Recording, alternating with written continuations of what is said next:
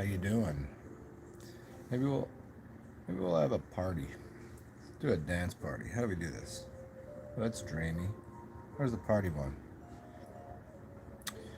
Hmm. Is it in there somewhere? I thought there was a button I could push to have a dance party. No? What happened? Is that it? No? They removed the party screen? Crazy. Oh well. I guess we'll do it this way. This looks fun. Here, we'll pretend we're in the 1960s when everything was when everything was normal, whatever that was. Uh, no, I don't like this. I don't like this color at all. Let's change it. Hmm. No, I don't like that either. Sepia is always fine. We'll stay here. Hi, I'm Zen. Who are you? What are you doing here? Would you like to talk about people? I don't like talking about people so much. I like to talk about ideas. There's three types of people, and it's people that have ideas. It's people that talk about the past, people talk about the present, people talk about the future, people that talk about people are talking about the past because that's usually an event. So events in the past and people, and then you have people that talk about current what's happening. Like here it is.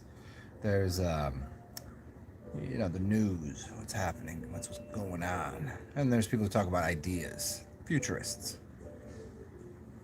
I try to tend towards larger concepts and futures.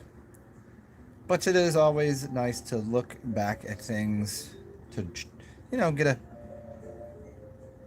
stabilize what you think and understand why you might think something. And then there's what are we looking at right now? And the influence that people have that are in media and that are reporters. And the word port. Anybody knows what a port is? To report, to do it again. To is to do again. Repeaters, people that repeat things. People that repeat things. Those are reporters. Reporters are repeaters. Repeating what? Something they heard from somewhere else. It's kind of goofy. But I've noticed that all of these media types, commercials, marketing, media, all of this, it influences people to such a degree that people have become, I don't know, like people are getting dumber. I didn't really think it was possible. I thought that evolution consciously, that people get smarter, more aware, more intelligent. But in fact, we are continually seeing the opposite. People are not becoming, unless they're just not developing at all, or their brains are getting stuck somewhere, or just spinning in circles and repeating information. I was reading a post that it was a guy that was very flexible, big, strong guy, maybe like 6'5", 300 pounds of muscle, and he was extremely flexible. And some of the comments were like, "That's no good. He's gonna. That's in a couple of years, in the future, he's gonna pay for that. Like that's not good. You're not supposed to be. The human body isn't supposed to be that flexible." And I'm just like, how dumb does someone have to be? Of course you are. You ever seen a baby? You ever see, like, the natural human condition of functional movement patterns and flexibility? That's supposed to be the way you are. And then when we see somebody that can do a split or move in a way that you can't somehow because you're dehydrated, and the normalized thing is you can barely touch your toes, and somehow to say it's unhealthy that someone could do a split and be flexible is unhealthy and is going to cause them problems later in life. That's insane. And there was many comments. So I don't know if it's computer generated or whatever, but I know people that think this. I know people that have these ideas. How do you come to that conclusion? How do you come to the conclusion that there's so many things that we believe, because we're so accustomed to it and we're so just used to repeating a piece of information. It doesn't have to be right. Just happy to repeat it. When someone says something, they're stuck in. If I say it, then it must be right because I heard it from there. And how many different opinions do you have on one thing, like nutrition and health? If you were to look at it and really just wipe the board clean of what you think of as a healthy disposition mentally, physically, and what we're eating and consuming, if you just started with a blank slate, it would be pretty easy to see what these things might be. What a sound functioning mind looks like. What a healthy body looks like. What healthy mobility looks like. Flexibility of the mind, flexibility of the person. These are easy to notice. You just observe and look at, and you wouldn't go, well, back 100 years ago, people were all, the 200 years ago, people only lived to 30 years old. And having not looked into it or considered reasonably how that stat comes about. How many people were, being censused, what type of people where, who wasn't. There's so many things that go into, medical things. And then we look at this, 20 years in the future, this person's going to pay for having been flexible or strong or whatever. Like, it's people's minds don't seem to want to do any critical thinking whatsoever. They just like to repeat things. So we're left with dozens of different opinions that are, like, if you were to put an opinion in a bag and there was like 20 of them, 19 of those bags would be, the opinion would be surrounded by monkey dung. It's just diarrhea. And then inside of that, there'd be like a little nugget of mental inadequacy in that opinion. That is based in, it's in science. Yeah, except there's science to prove and disprove everything that every one of these people said. So you'd have to use some rational, reasonable, logical progression of how do things work. And you can't start with the preconceived notion. You can't start with, it's like when you do the scientific method and you go through this process, you can't start with a foundation of any knowledge. You have to look at it completely as sits. There's no assumptions.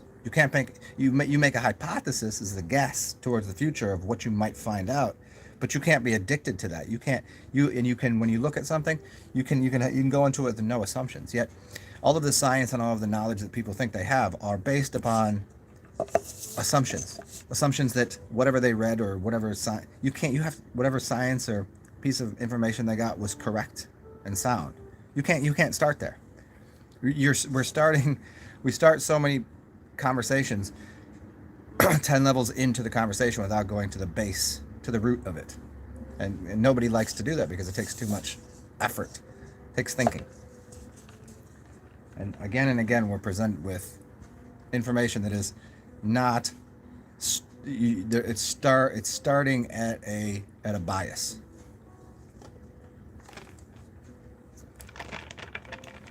The assumption. Let's use something that people are very they laugh at. They're scared of. They think they know something. Let's talk about the shape of the realm that we live on. It's so difficult for people to just go. You have to eliminate the preconceived notion that this realm is anything, whether it's flat, circular, domed, a square, it's an egg, it's a turtle. I don't, whatever. You have to start with an absolutely empty mind to any of these things to come to any logical conclusion and say, okay, what reasonable, tangible, we're using our senses here because this is how we use science. We use our senses. What do we sense out here in reality to navigate and find a justifiable, what does this look like? Can we measure this? Is this sound? And to do that, you can't start with the preconceived notion that the earth is flat. nor a circular spinning ball with a helios. You can't start there. You have to start with, you're a child. No one's told you anything. And you look around and what do you see? What can you measure? What can you... you can't use subjective things. You can't use what someone told you. You can't use your expectations. You have to leave expectations and pieces of information over there. And you just have to go, what can you actually see and measure and understand? And no matter what we're looking at, and get away from the shape of the earth, let's go into nutrition, let's go into pieces, anything, religion, everything, every person's idea on any of these things are all so hijacked and so dirtied. The water is dirtied by what they've already been told that isn't necessarily true. And so we get people that just continue to repeat and report things that aren't necessarily true. And people won't even accept that they do that. That's how do you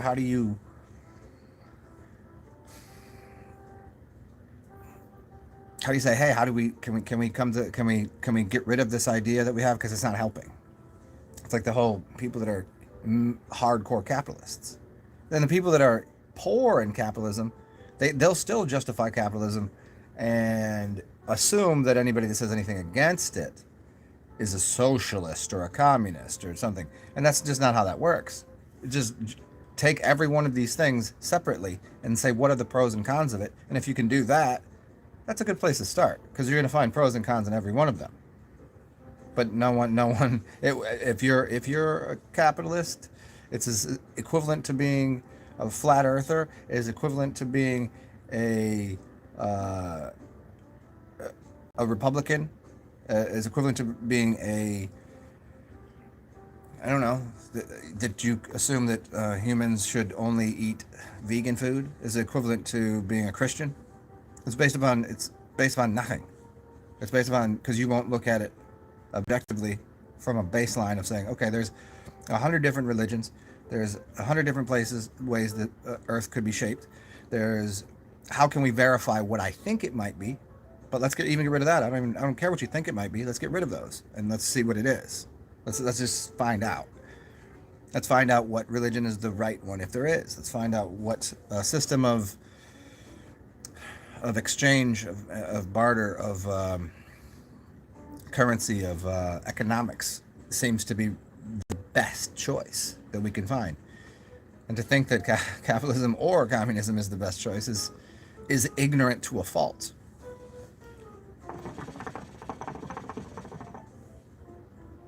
The amount of bias that are into the things that people say and do is incredible. Really, like, incredible. There's no credibility to it whatsoever. See, when somebody says something's incredible, you usually go, oh, that's crazy, that's amazing, incredible, he just did that. No, credibility is something that people should try to access. Credibility, and like, that's good. It's good to be credible, but people are literally incredible. Most people.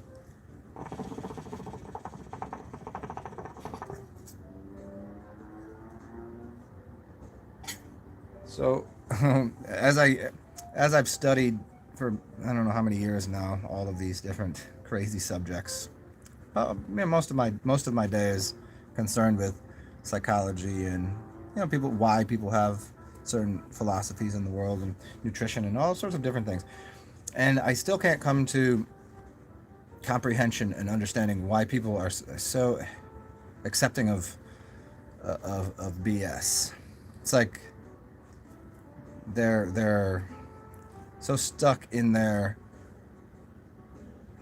I don't want to say ego. It's not really that. It's just preconceived notions that they're happy with status quo that isn't healthy or good, but that's what it is. They see no capacity to change, because if they change, then they were wrong. That's the only thing I can come to the conclusion of, is then people have to accept that they were wrong for a long time.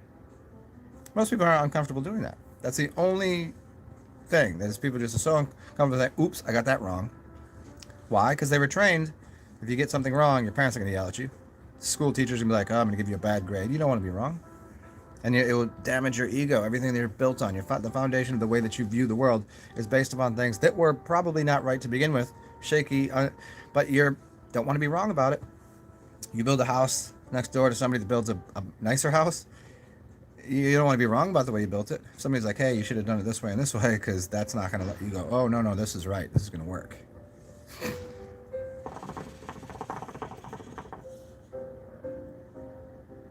What up, Branches?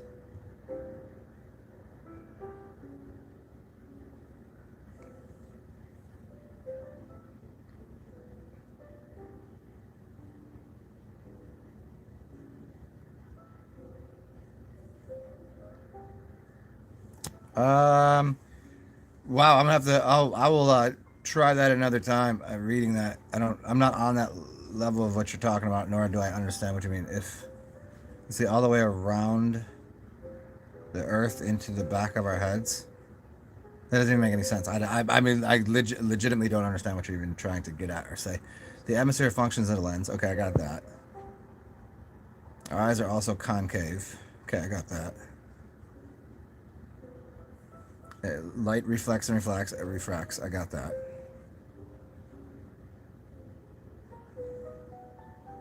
I don't see how we can see around the Earth into the back of our heads unless the Earth were a ball. I don't understand that. If this telescope was powerful enough to take in enough light, I don't see how that has anything to do with. That would be considering that light is an object and that it has any rate of speed, which it doesn't. It's not an object, nor does it have a rate of speed because it reproduces itself. I'm not following what you're saying. Maybe it's too early for that. I don't have enough coffee.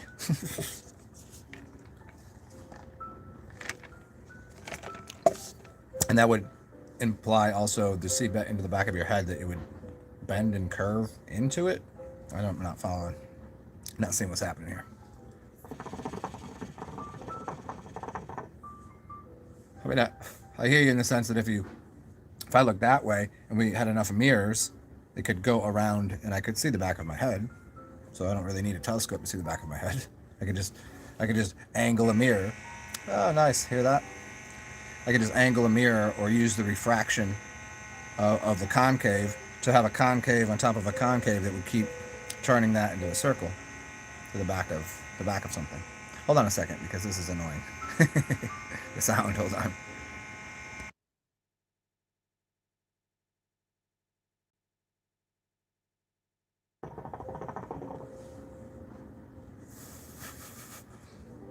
Our building has this ridiculous, I don't know, alarm for, it's like a fire alarm, I guess.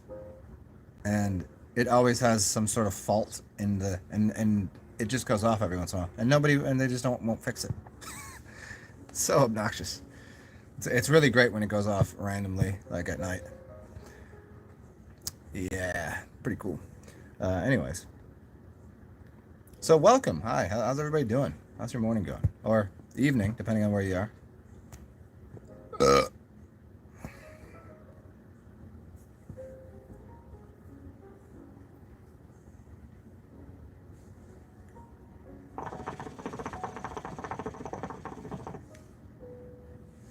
See, so maybe I can use your statement here, Branches, for what I'm talking about. In a couple levels. One is the simple thing: prove it, show it to me. You know what I mean? Show me what you're talking about.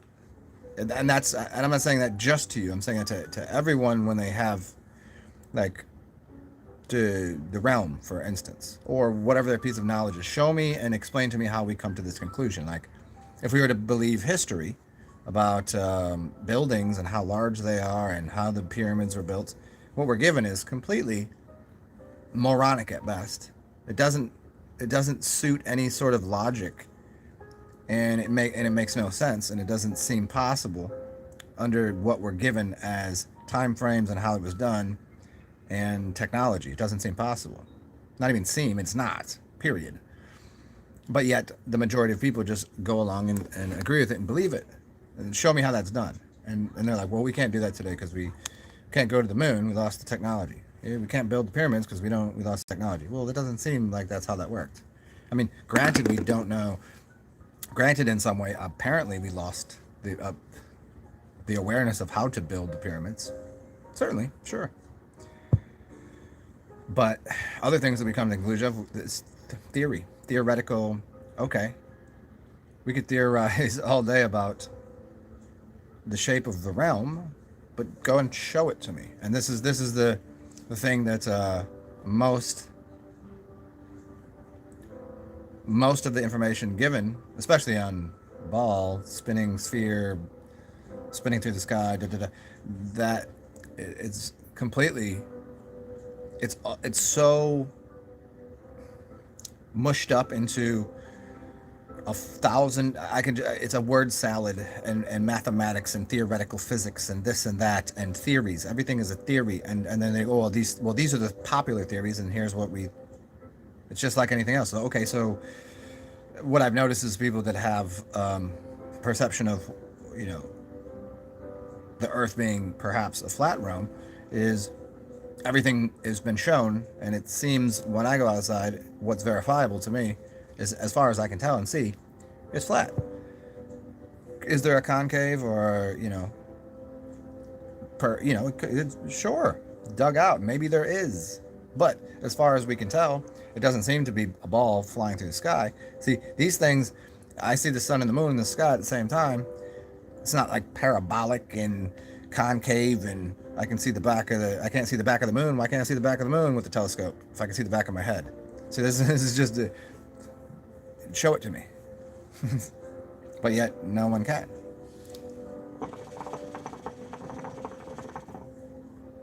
So in that way, I'm happy with theoretical physics and theory, and putting out wild ideas, and hey, maybe let's go look into that and see what that is. I'm happy with that.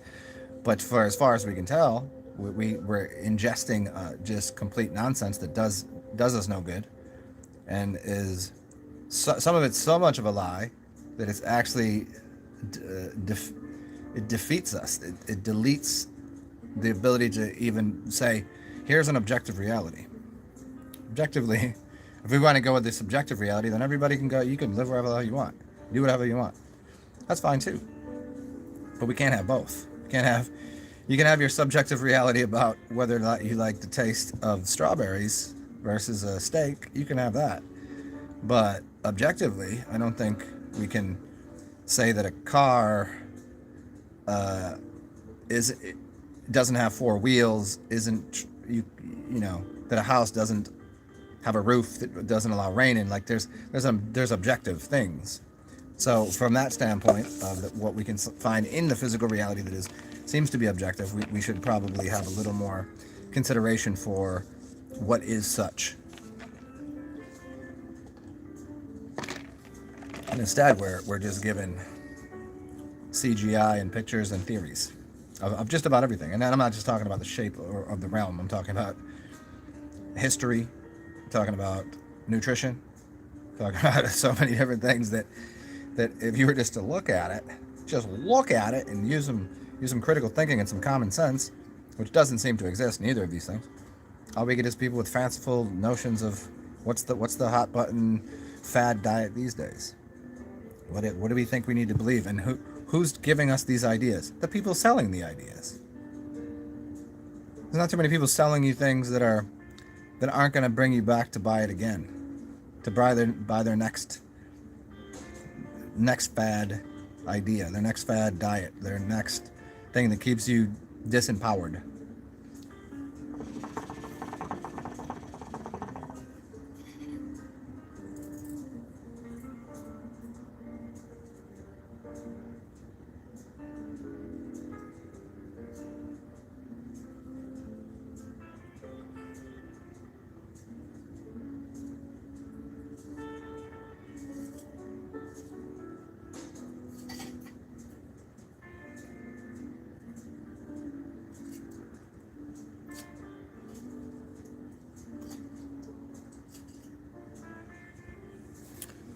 Well, hello everyone. What's going on?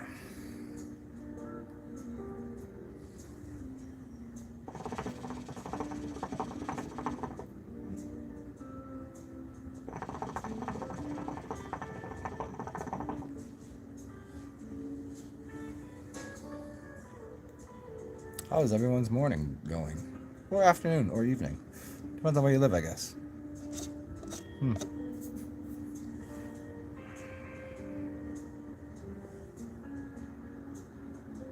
What else should we get into here?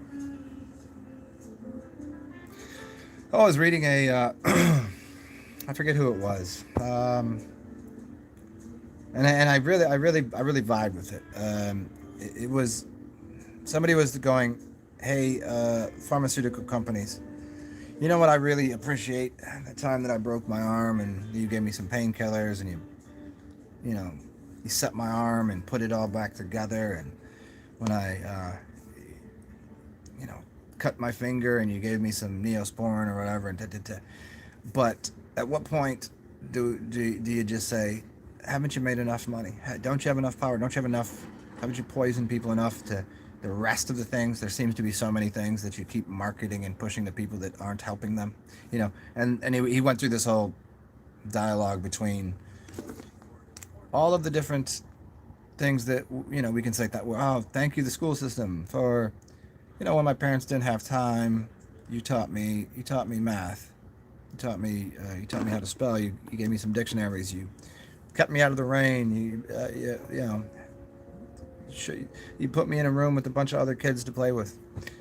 Couldn't, you know, it was a little difficult to do a different way, but all the other things you're doing, I mean, isn't it enough to maybe stop lying to people about the history? Isn't it enough? I mean, do you got enough control over people's minds yet? You have, you know, not to extend the day to be so long and just overwhelm children with boredom. Put their bodies again in a position sitting in a chair that is not healthy whatsoever for the human condition, the mind or the body, or flexibility. Back to that, as we were talking about earlier. Like, what? Isn't it enough? Isn't it, you know? Thank you for all of these things, all of these different institutions. Thank you, technology, for letting me use this phone, and these tech companies over, and giving me these fun games to play on here. But aren't some of these things going a little too far? I mean, aren't we past the gray area? Aren't we past the, you know, hey, and getting into some things that are just a little bit out of, like, a little cuckoo, a little goofy? I forget who it was, but yeah, I wonder. It's that whole, well, you know, you can do it, but did you ever stop to think that you should? You know, that kind of thing.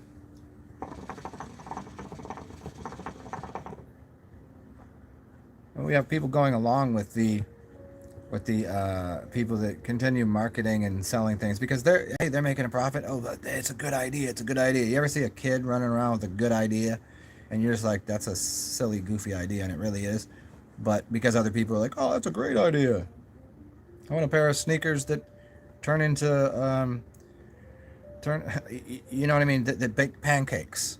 Now you're a kid, you're like, oh, that's cool, I could be skating around all day and I have a pancake maker in my shoe. And then you just obviously could consider why that's a really silly, crazy, foolish, childish idea. But those little 5-year-olds and their friends, see, they think that's what's up. And if they were even to build it and they start to build it, they come to the quick realization that's not a very good idea now, is it? And we have adults that have the same level of intelligence that are coming up with just as silly of things that other adults that are just as goofy are buying into.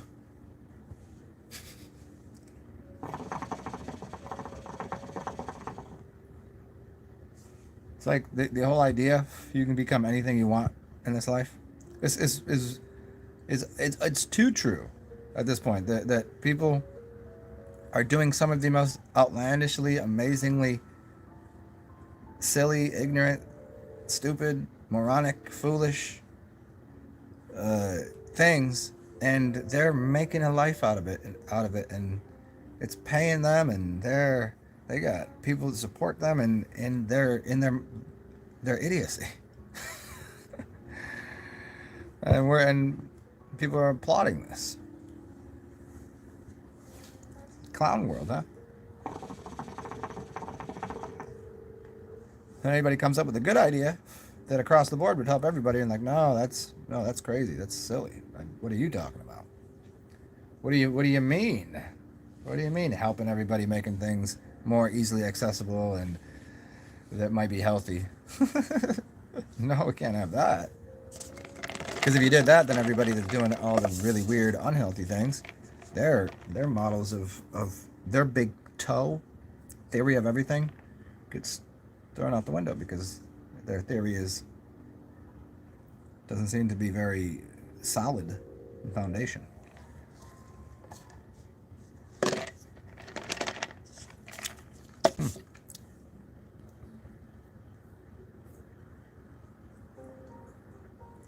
Well. Just brewed some coffee. You guys like some?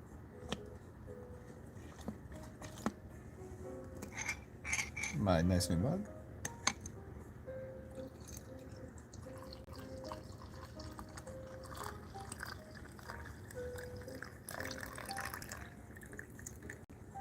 Oh, wasn't that fantastic? And I'm not John Levying out. I don't sell coffee on the Amazon. Although good for him. Glad he does. That's awesome.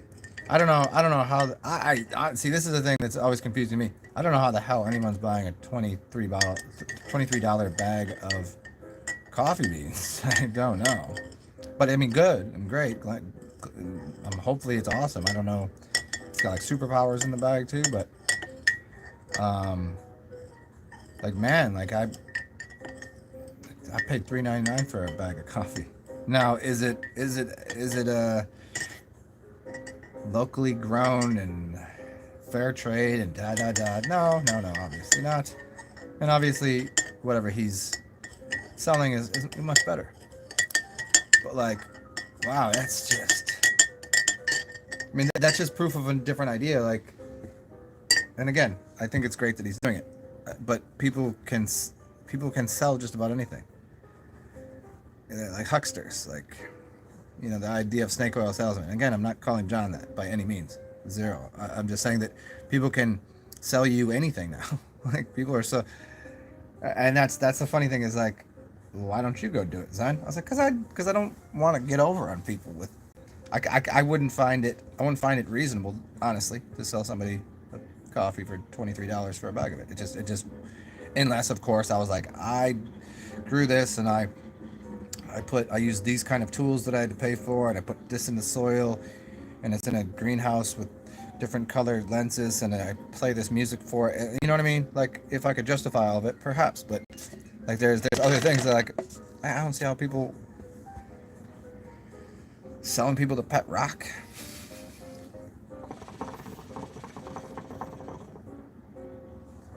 Who knows? Well, give me a second here. It'll piss. I'll be back.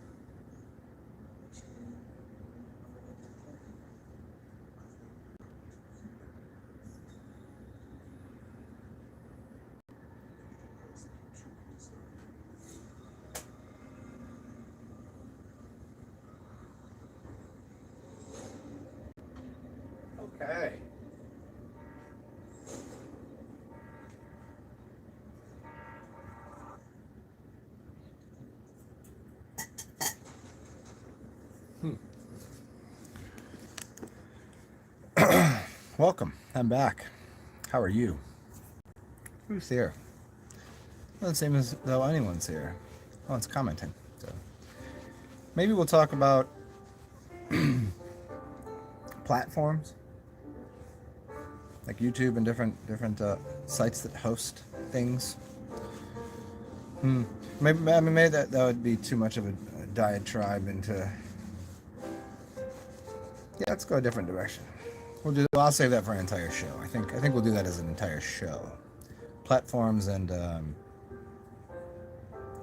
hosting sites and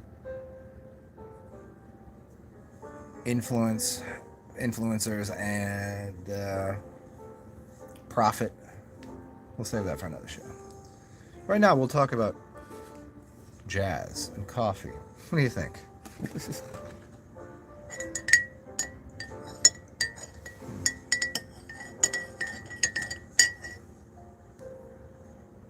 Mr. Mannion.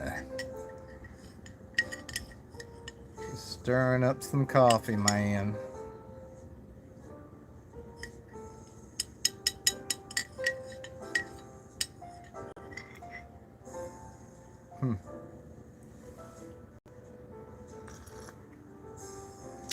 How's it going? I don't think I put enough. You know what I don't like? I don't like when I don't put enough coffee ground in, and the coffee is not as coffee-y as it should be. I've just done that. It ruins the whole experience. Watered down coffee is the worst. It's not the worst thing ever, but it's not in the great category because it's kind of like when if you eat something all the time, it can be bad. Like you're just eating like I have a bad meal. But if you do something just occasionally, you want it to be good. And this is not good. I've made myself a bad cup of coffee, almost to the point where I want to go and remake the coffee. However, I will not. I'll just accept it as it is. Sometimes you have to learn to accept what you get.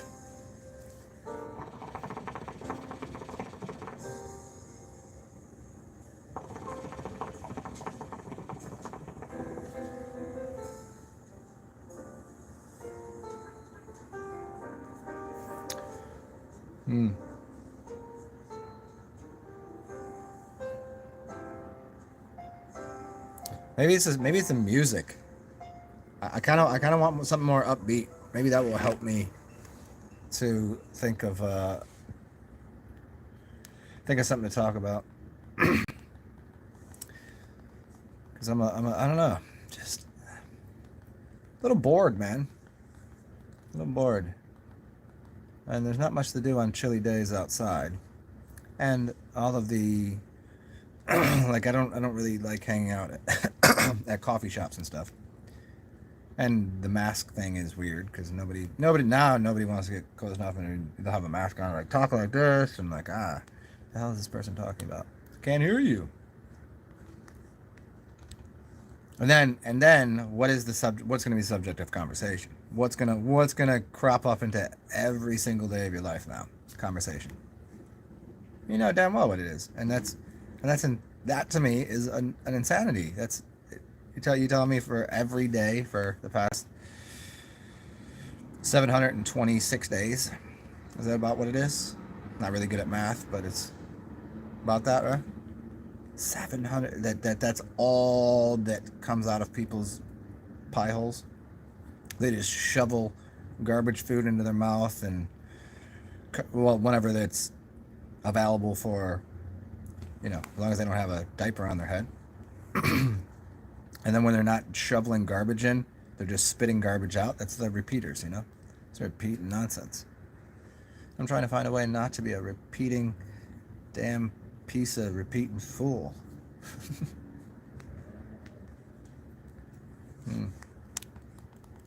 Oopsie.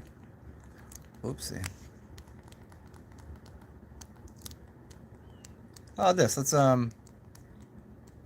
just switch it up. I'm gonna just do a shot of vodka right now. What do you think? It's 7 o'clock in the morning. Like, what's wrong with you? They're like, what's wrong with me? What's wrong with you? How about that? What's wrong with you? I don't know. How come we ask people what's wrong with them and not what's right with them? What happened to the what's good? He said, what's really good? What's good? What happened to that?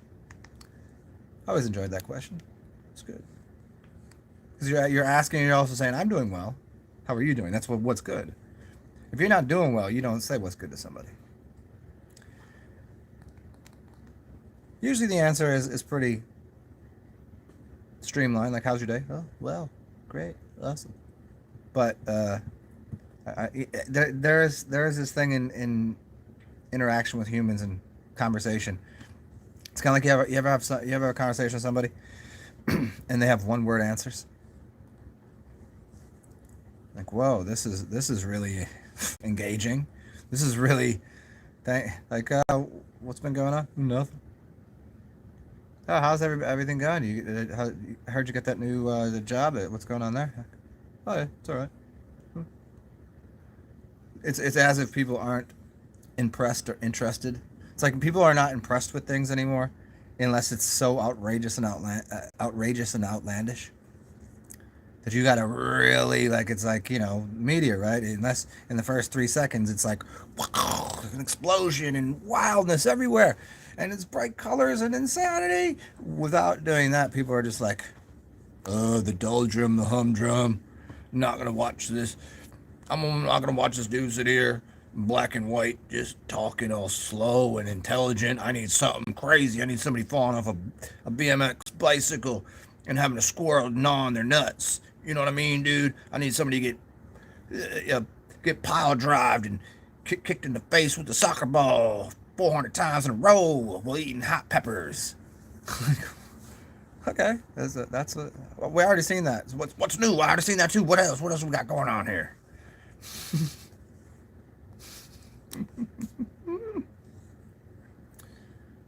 I don't know either. Let's try this out. Let's try some different music. Yeah, that might help. Maybe this coffee will get my brain working like a little gerbil. Yeah. The problem is meeting people to communicate with. Yeah, because communication is to the lowest common denominator. LCD, lowest common denominator, lowest common value system. The simplest, because everything is people's level of intelligence has gone down. There's an inverse ratio to the level of information to the level of intelligence. It's like we have more pieces of information, but I think the word is disparate. Is it disparate pieces of information that don't connect and line up to mean anything? It's called trivial knowledge that sits all over the place. I could tell you about this little piece of information and this little piece of information, but like, what does that have to do with anything? Does it make it make sense that they link up somehow and build me an idea here? I think no, there's just so. In one sense, it's because there's so much information. In another sense, people are not engaged enough in one thing to find out how does that web together and build me something. They can tell me about the cool new fancy tires they got on their car, but they can't tell me how the rim is made and why the brakes work like they do and why the brake lines go over to here and how the car is built. They don't have any of that idea. No one can do that. They could give me different bits and pieces about things, but have no functional knowledge in the world and that is based in interest, and then interest is how people have conversations. If I'm interested in what you have to say, then if I'm interested in what's going on in the world, then by connection, by proxy, by how my interest makes me interesting. But people are not interested in anything anymore. What are they interested in? They're just interested for a split second in something and then it goes away. And so they're not very interesting. Where are the interesting people? Where are the interested people? The more interested you are, the more things you'll know. And then by knowing more things that fit together and make this cool thing, then you are a storehouse of all sorts of cool shit. Which nobody really, they'd rather be entertained by some some mule kicking somebody in the back of the head, and them vomiting onto a porcupine, and the porcupine running down a hill and stabbing an alligator who then, I mean, they want to see this whole, like, I was watching they want to see hijinks. I was watching Superman 2 the other day. Anybody seen Superman 2? Was it Superman 2 or 3? No, it was 3. It was the third one. The one with Richard Pryor. Which most people probably forgot that he was in that one, huh? He was a major character. Superman 3. The first 3 minutes of the movie, maybe even longer, it was literally hijink after... Hijinks is like when some goofy things happen. Somebody sees a good-looking woman, then trips and falls into a sign, that then in turn, the cart, a fruit falls off the cart and somebody slips on it, and the banana peel goes, and there's all of that. It's like a, those things that people build to like in the beginning of Back to the Future. The alarm goes off and hits this thing that goes over here and does this thing, and then finally makes something like a coffee happen or something, make the coffee machine work. It's like hijinks like that. The whole beginning of Superman 3, pretty interesting. It was literally, I was just like, I was doing something and kind of like waiting for the movie to start, and every time I look up, I'm like, it's still happening. Like, wow, that's crazy. It was one of the craziest intros to a movie I've ever seen.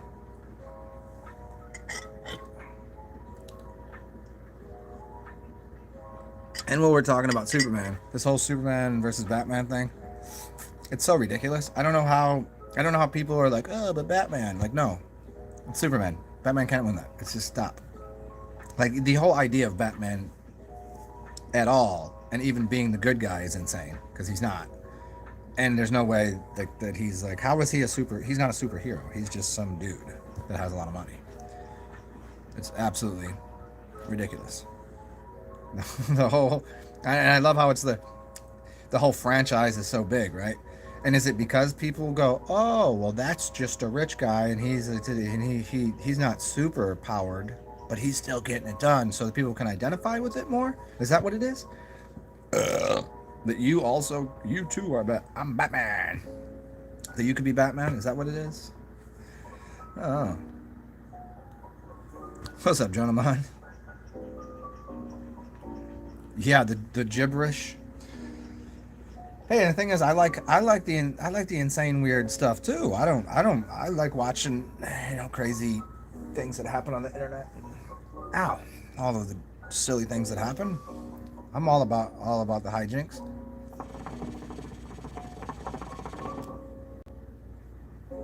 But that's not what it takes to engage me. Like, I get it in the first couple seconds. If you're flipping through the things, you want to be like, what's going on here? But it's not always, it doesn't take somebody getting a pie in the face. And the pie is actually made out of donkey manure, like that's, and it's like the thing, it's like laughs. It's like humor. How redundant and how much humor's out there. People don't really laugh that much anymore. Oh, I've seen that. I breathed hard out of my nose. I LOL'd, but I didn't really laugh out loud. What happened to actual laughter?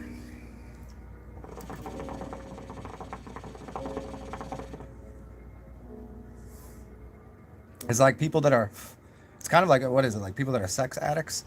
If you're having sex all the time, the actual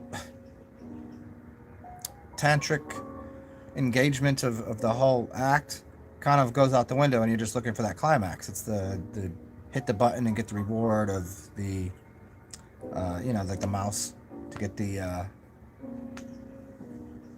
what do they get, serotonin? No, what's the chemical they get? Whatever it is. And people with laughter can't even they can't even sit around to find the build up to the punchline of the joke. Just like the addiction to sex is the immediate gratification of something. Even if I was like, oh, it'll take half an hour for you to get, and it'd be amazing. People are like, nah, I want something and I want it now. It's like people wanting food. Now, here's the amazing thing to me. Let's use McDonald's or that culture as an example. Fast food. I will just allow you to call it food, even though it's not. It's not fast anymore. It's not cheap. So fast food used to be inexpensive. It was a burger, inexpensive, and it was fast. It was just, it was something, just, I'm hungry. Now, it's not fast anymore. It's not food anymore.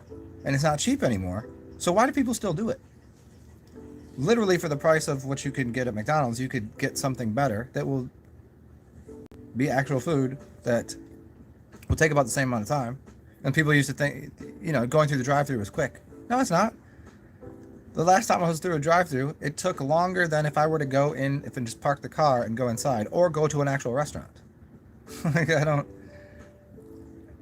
Yeah, people have a weird obsession with quickness, and even if it's not quick, and then it's like with humor, like, or with anything. How long are you willing to wait for something? Be patient for it. Patient.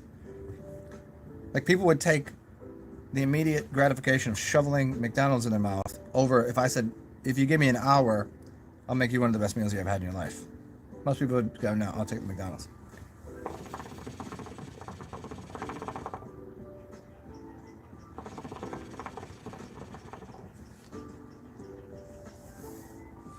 I was watching a Instagram influencer the other day. Somebody I like, somebody's cool. And it's like, and he goes, but he's intelligent. He's a younger kid too. And he goes, I understand, like, kids from this generation, they're not going to sit around and watch them. They don't even want to watch movies anymore. They want that compressed. They don't want to. I'm making short videos because that's their attention span is not an hour and a half, 2 hours. It's not going to happen. It's not reading a book. It's not going through the whole thing. No, they want it now. So this is what I have to do to gain an audience and gain a following. So it has to be that, because they're not interested in even if it was going to be better, they're not gonna stick around for it. And that's not just this generation of kids. It's adults too, because they're like, well, I got in the golden years of my life, I want it now. I need it. Where did the patience go?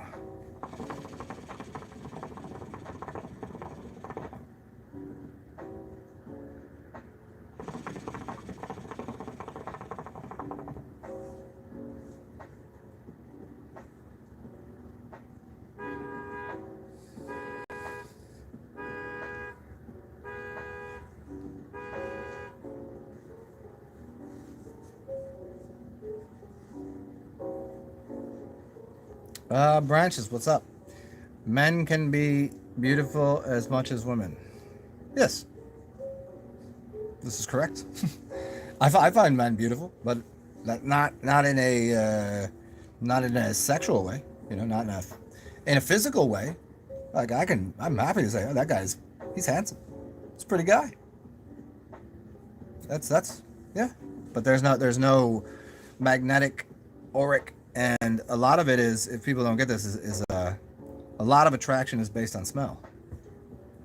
The aroma, which is your aura and your aroma that people put off. That's huge. Maybe I'll do a whole show on that. the aroma of people. But yet most people can't smell things. They don't even interested in sticking around the smell. They just see something and they're like, oh, that's what I want. Yeah, aromas play a big factor in not only attraction but memory. Oddly enough, your biggest storehouse for memory and the strongest to bring a memory to you is smell. Not an image, not a sound, but a smell. Smell is the most powerful. And think of it right now. Right now, if you wanted to image something in your head, you probably can't do it that well, but you could. Okay, here, image really put together what an apple pie looks like. Put it in the window, Okay, probably can, and it's kind of fuzzy. But if I was like, can you smell an apple pie? In your brain, you could smell it. And if I were to put the smell of something in front of you, you would actually bring you back into a memory. So yeah, aroma is very much connected to memory and attraction.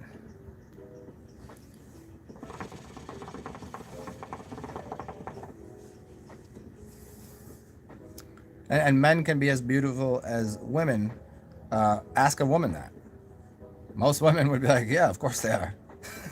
Because they're attracted to different aspects of a man. I'm not I'm in the sense of attraction.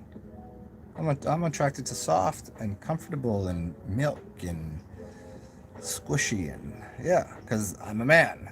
So I want the polarity, the dichotomy.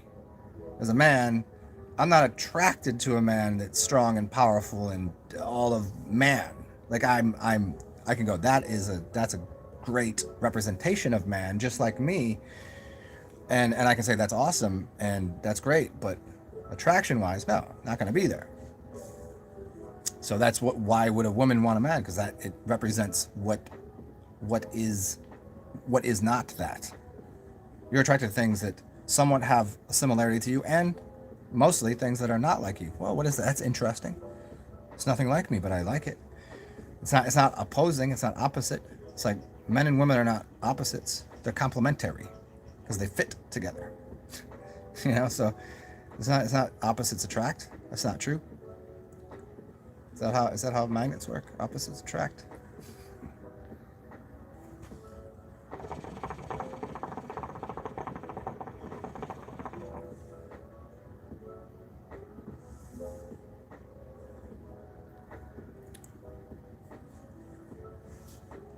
That's crazy. A friend of mine who apparently got it. I don't know how psychosomatic it is, but I was like, look, I think I have an idea for you. And she thought I was kidding and didn't really take it to. I was like, okay, if you, she's like, oh, I can't smell, I can't taste, da, da, da. And I was like, okay, well, do what I was just talking about.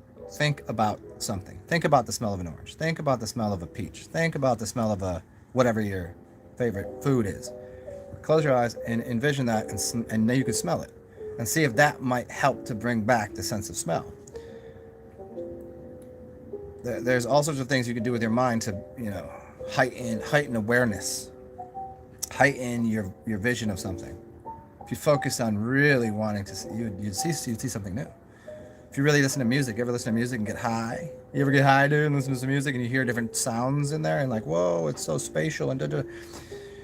You can do that with just about anything, with any one of your senses. You ever touch something, but then you're like, no. Take some MDMA. You don't really need the drugs. You don't really need to be high to smell or feel something, but you ever feel yourself? Oh man, there's my feet right there. I'm feeling my feet right now. Oh, you feeling yourself? Yes, I am. I'm feeling this comfort of my clothes. I can feel this on my head. I can smell all sorts of things outside. But it just takes using this to encourage and amplify senses, which people, oh, I can't. If people say I can't, if you keep saying I can't smell, you won't be able to smell. I can't hear. No, you can't hear. When you say, oh, I can smell, think about it. Can't really hear that, but do you listen closer? How do you listen closer? You do like this, or you just go, oh, let it in, let in the sound. Ta-da. You hear that?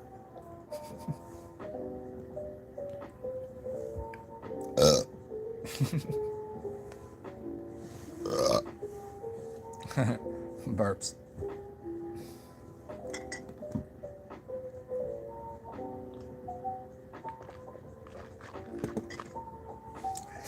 I mean, think of it this way. Everyone knows this. This is pretty common knowledge. That someone that loses, say, if you lost your eyesight, your hearing becomes almost superhuman. Why? Because you've eliminated focus from one place and your focus has gone somewhere else. That's all it is. So if you put your focus in different areas, you want to do Reiki? What is it? It's the same thing as being able to see better, to hear better. You really want to you want to become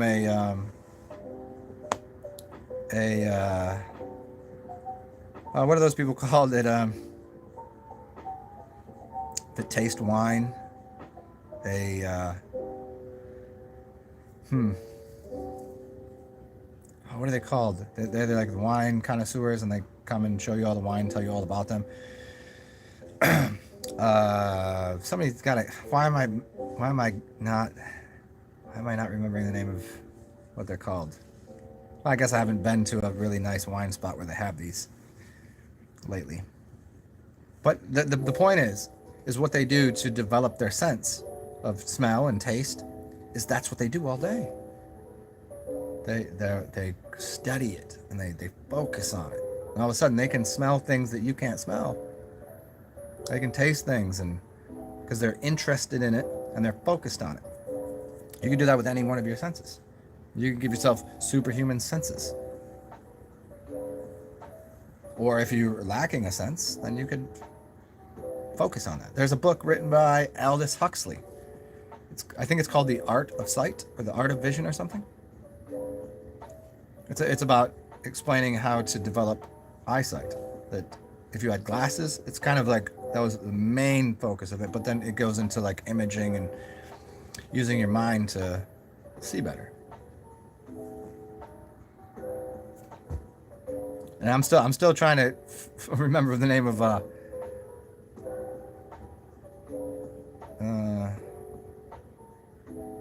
why can't I get the name of what the wine? Well, I mean they do it with other things too, cigars and all sorts of things that people are not necessarily familiar with. And then you explain it and you say, pay attention to this. So here's a cigar. There's this woody flavor. There's this thing. There's this vanilla hint. And here's this wine that has all of these. It's like a berry. And then when somebody suggests to you that there's these things in it, you'll start looking for it so you can taste it. And then you'll amplify that.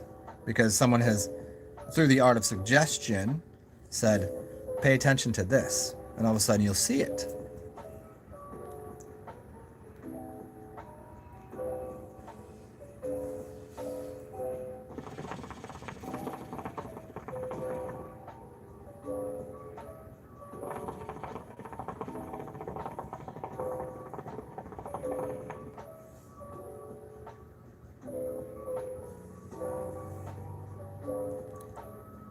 A sommelier.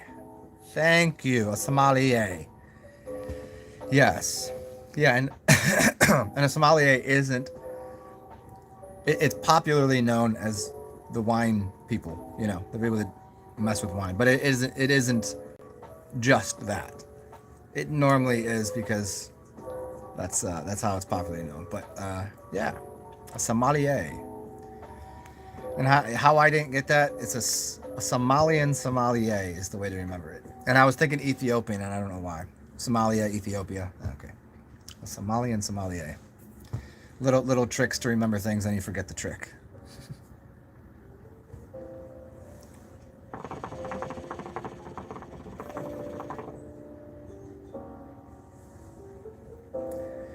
A few years back, I had watched a documentary on people becoming sommeliers and how you go about doing it. And it's a really interesting documentary. But what I had noticed, because whenever you go and you take your test, you go, okay, this is it's a Bordeaux from the French region. It has these types of flavors. I think it's from this winery and this year and da-da-da-da. And what I noticed, because they don't tell you what you got right and what you got wrong. They don't tell you how close you were. They don't do that. You'll never know. And why is that? And I think it's pretty easily understood that it has nothing to do with whether you were right or wrong, but you could tell an engaging story that you suggested and convinced someone that this is the right bottle of wine for this meal. I know this steak and you want something like this. And I know because it comes from this really wet region in the northern part of, and this is what you have to know. You have to know those things, but it has really nothing to do with this. I mean, you might know that, but you don't know that person's flavor. You're suggesting. It's the art of suggestion. And so, and when you watch, if you were to watch this thing on becoming a sommelier, you'll notice who becomes a sommelier is the one that is most engaging. And you don't know if he's right or wrong. You don't know how close, you don't know. The other person, I think, probably was more studied and more astute on all of the things that went into it. And probably, whenever the initial tests, you'll know a couple things. You can kind of understand this kind of grape from this region. You'll know these things. Okay, you test to the point of you're right about all this. You guys are in there. You're not telling somebody something's from France and it's a white grape that literally comes from a different region. That's not going to go over, because as someone that knows wine, if you're at a nice restaurant, somebody might know that. So as long as you have the first part, then it's telling an engaging story of like, oh, the blackberry and the hints of little cinnamon spice and and this is, and yeah, what do you think about that? And you're selling somebody a bottle of wine for $800 that truthfully is worth no more or less than any other bottle of wine. There's only a small number of wines that are really worth a lot more because they're so rare. But other than that, it's like you're getting sold something. You're buying into a story. So I guess apparently I'll have to look up the word sommelier, but you could be a sommelier of just about anything, right?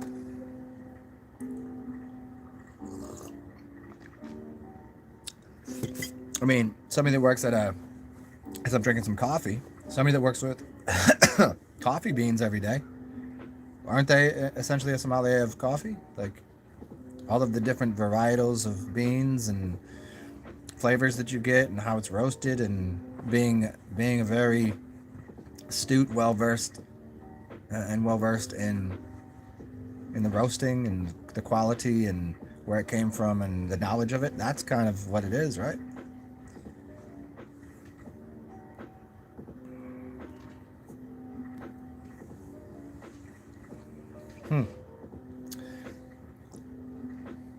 You know what I'm going to do? I'm going to be a sommelier of... Oh yeah, you guys are allowed to give me a thumbs up if you want. Apparently I only have one. I'm only good enough for one thumbs up. You fools! How dare you? Well, that really, it's a real kick in the nuts right there.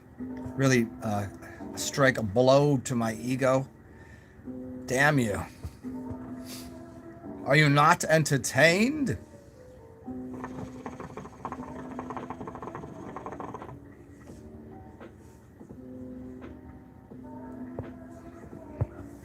Should I host a show? Should I do that? Should I start doing podcasts with people? I don't know. I think I'd rather be a guest on people's podcasts, because how do you host a show and without, you have to be engaging, and I wouldn't be, as a host of a show, generally you have to be to the side and kind of, they're more interesting. You have to pitch them softballs of, here's interesting ideas and questions and things. While I can do that in conversation with people, it would be weird to do that always for the purpose of, I don't know. I think I watch enough of these that I already know these people, so I already have ideas. So I wouldn't, it's like hosting a show to, like, oh, for instance, here, is Joe Rogan going to go on somebody else's podcast? No, doesn't make a lot of sense. Are people that host going to ever do the opposite? Not so much.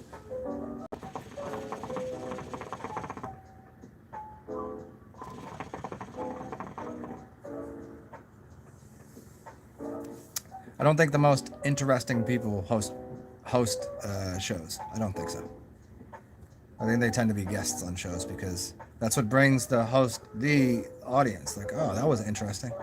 So the host is interested and the guest is interesting.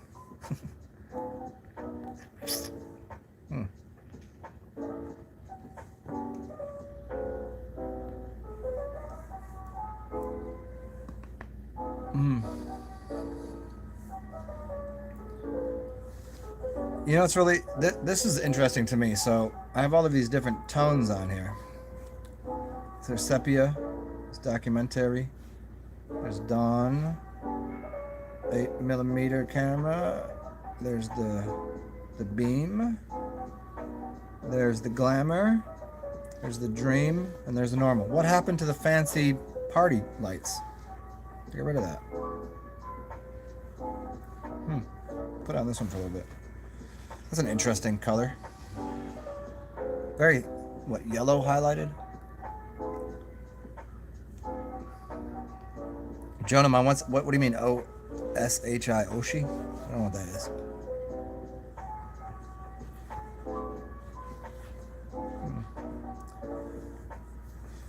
Well, welcome to this Tuesday morning, this Taco Tuesday morning broadcast of whatever the hell we're talking about.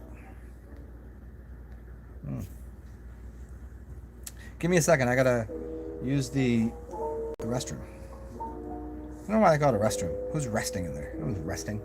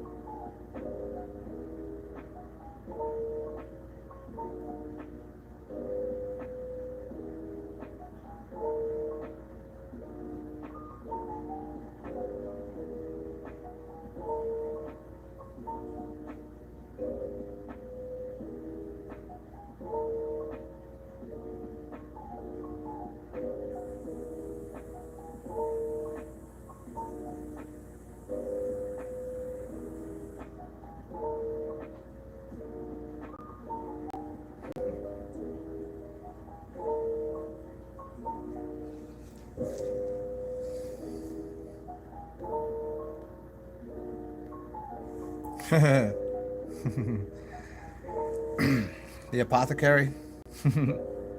It's funny. I've always wanted to open up an apothecary. I've written out many business plans and had it on the burner, ready to go, and looked at some places, and then financing and people that were down to do it fell through. What are you gonna do? I don't want to open up an apothecary and have Joe Jacobian over here hire them, and they don't know anything at all about herbs and aren't interested in it.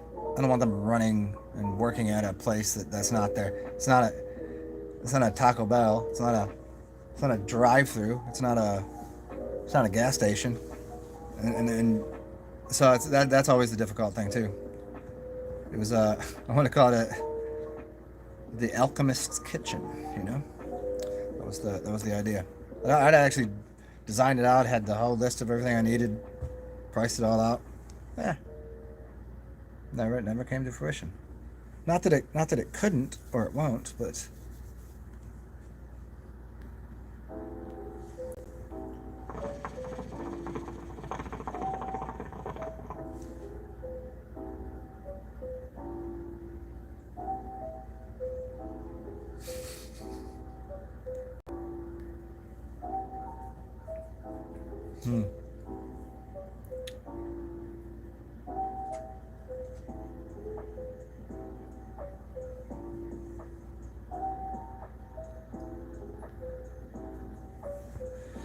yeah, apothecaries and herbal, organic, it's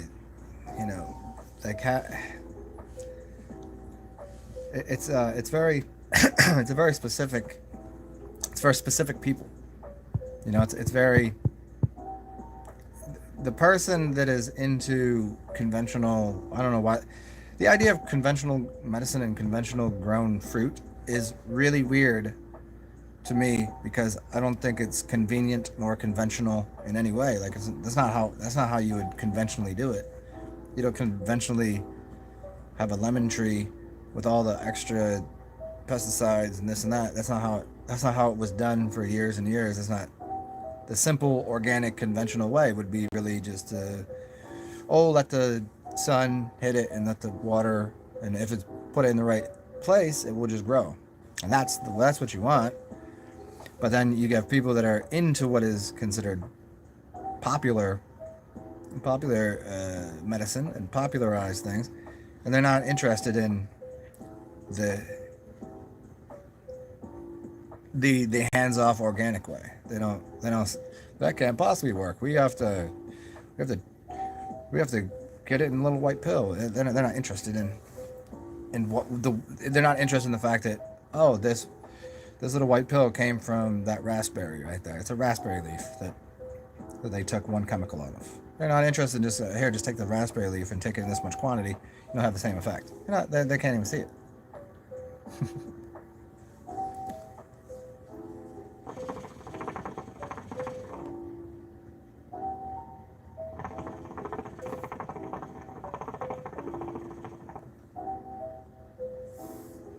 And it has to do with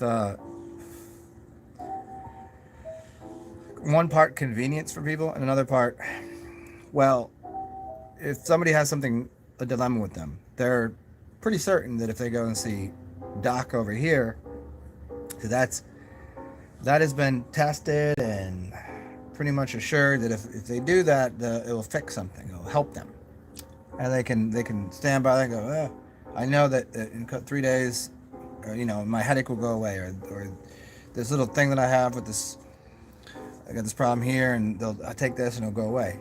But if I take that, I don't know that it will work. And even if they did, and it did work, how could they put that against something that they've used before? They don't have the knowledge of why does that work and why does that work. And if it works, and well, no, that was just placebo. Oh, it would have healed anyways. Oh, they've probably taken the other thing along with it.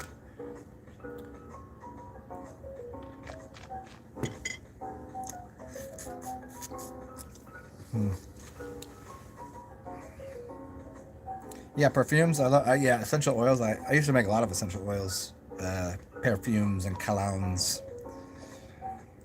and tinctures. I used to make, when I lived in North Carolina, made tons and tons of tinctures. All sorts of them. That's what I did for weeks on end. I had an omega juicer that I would take all of my herbs, get fresh herbs from, who do I normally source it from? Mountain Rose Herbs, which as far as the highest quality stuff. And then I would get high proof, very distilled vodka and make all sorts of tinctures. I would do that now, I just don't have the space.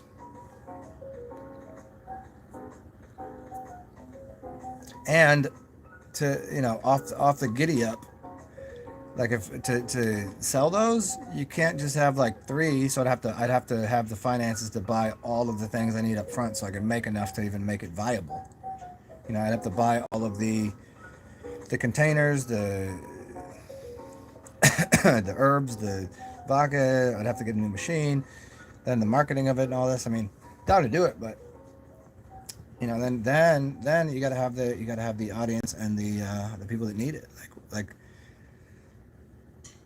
unless the marketing budget is there to have a big enough, like, hey, if 100 people know I do this, doesn't mean 100 people need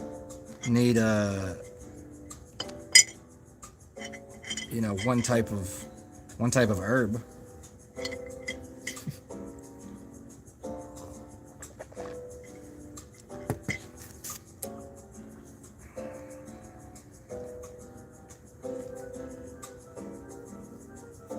Ooh, this is a cool tune.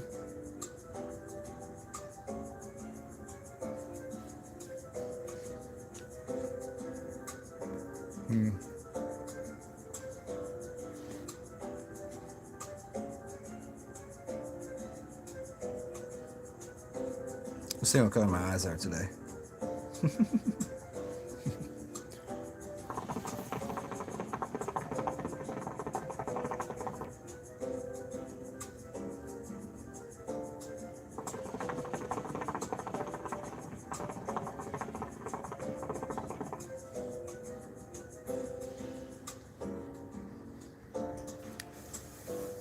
Jonaman.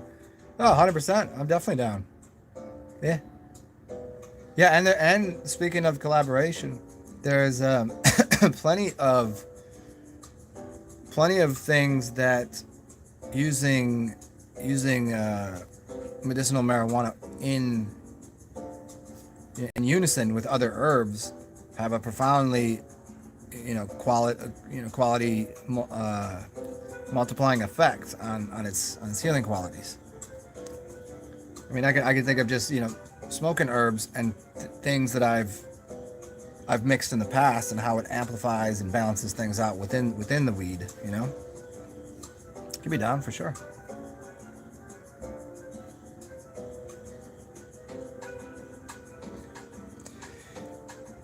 Yeah, I mean, I'm down. I mean, in Louisiana, I'm not sure. That's neither of those are legal yet. The marijuana should be legal pretty soon. I'm pretty sure. We already have storefronts, and it's already decriminalized and blah blah blah, and it's already allowed for medicinal use, but not as rec. And so I guess it would be depending on what state you're in.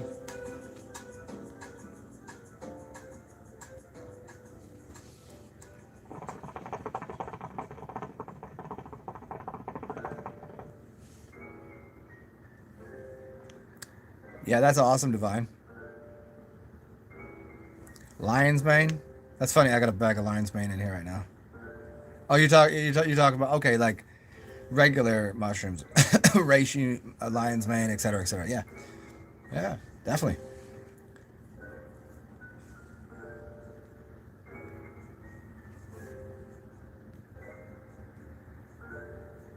Mm-hmm.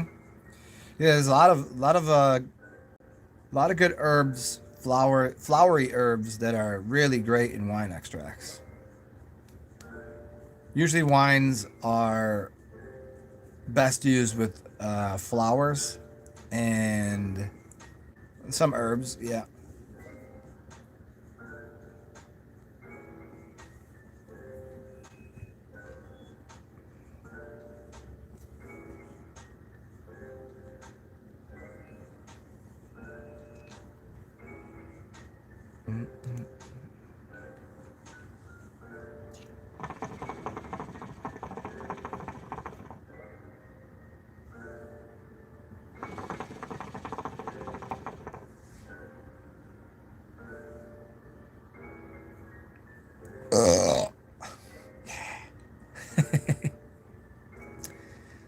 Oh, I told everybody yesterday that I'd probably do a show today where I was going to go buy either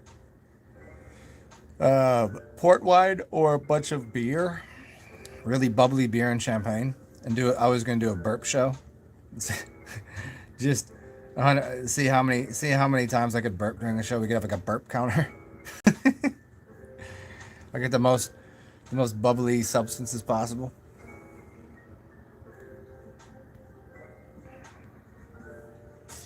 Yeah, I don't know what I'm burping right now. That's all I've had is wine. But give me a second. I'm gonna get a tincture right now.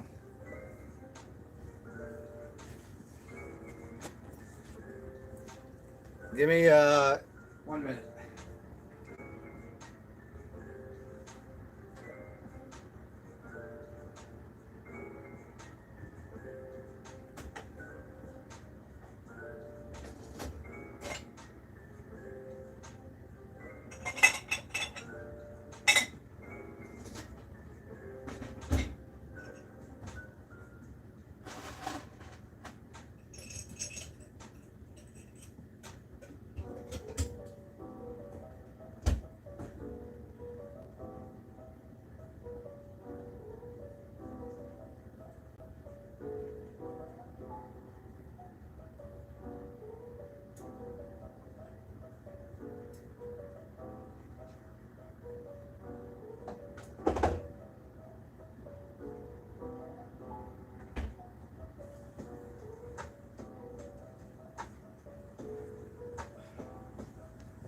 I'm gonna make one of my favorite drinks, and it is pretty simple.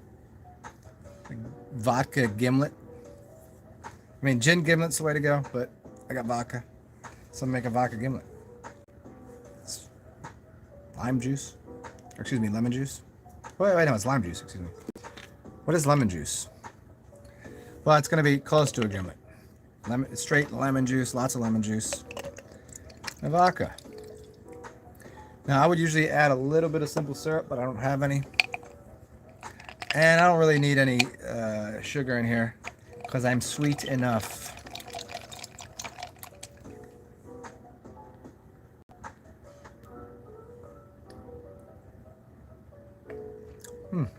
Fantastic.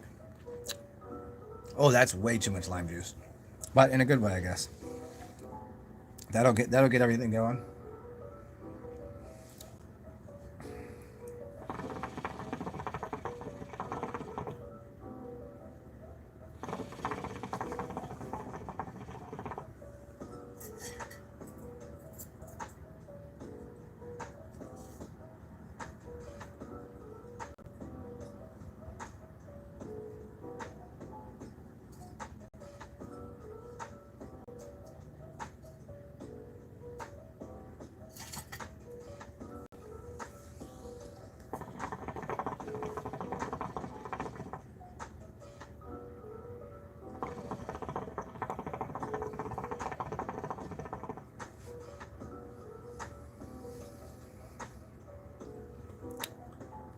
Well, it's been like an hour and a half.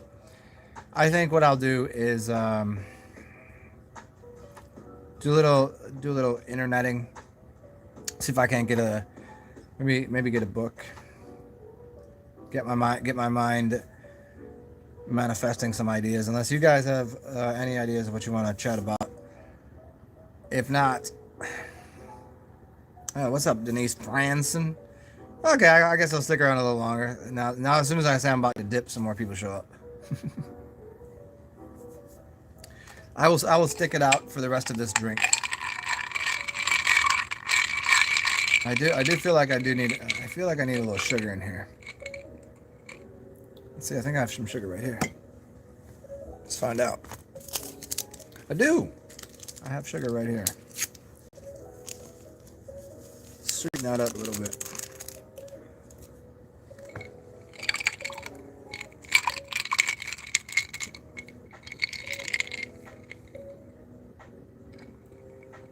Oh, isn't that tasty?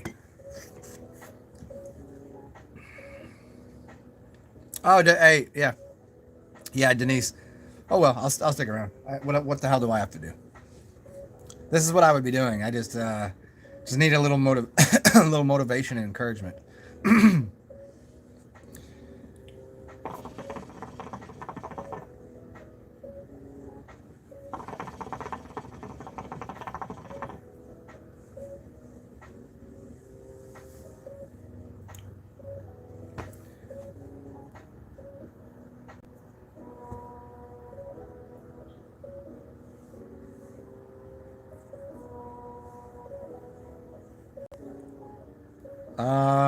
Yes, I have Jonaman. Funny enough, I was listening to somebody talk about it the other day who was very much, he was a science head, and he was like, well, because he knows so much. And this is the way he was talking. He's like, I was in college, I was, chemistry major, and and he had heard about doing ayahuasca. And and what was the other one? The other one, it's not called ayahuasca, but it's an analog to ayahuasca that people make because you don't have to get the acacia root and acacia bark and whatever. It's something that's hard to get, so they put something else in there. Anyways, he was like, well, they were putting it together and drinking it, which means they weren't getting something, and something wasn't happening because chemically it wouldn't happen, so they're doing it the wrong way. So I did it the way that, as a chemist, I would do it, where I'd consume the one thing first and then the next thing. And he's like, and that was a big mistake. And he was talking about when you'd use the MAO inhibitors, and then anyways, yes, I've heard of this.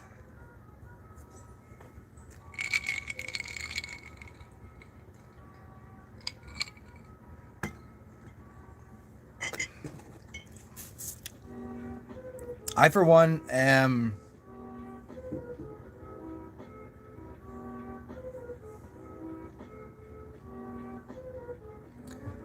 Denise, where are you going from and where are you going to? You told me before. I forget though.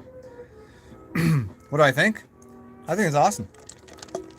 I've done it many times, but then again, I've never, I have a lot of acquaintances, and I always end up seeing if it's my friends, I'll see them again. You know what I mean?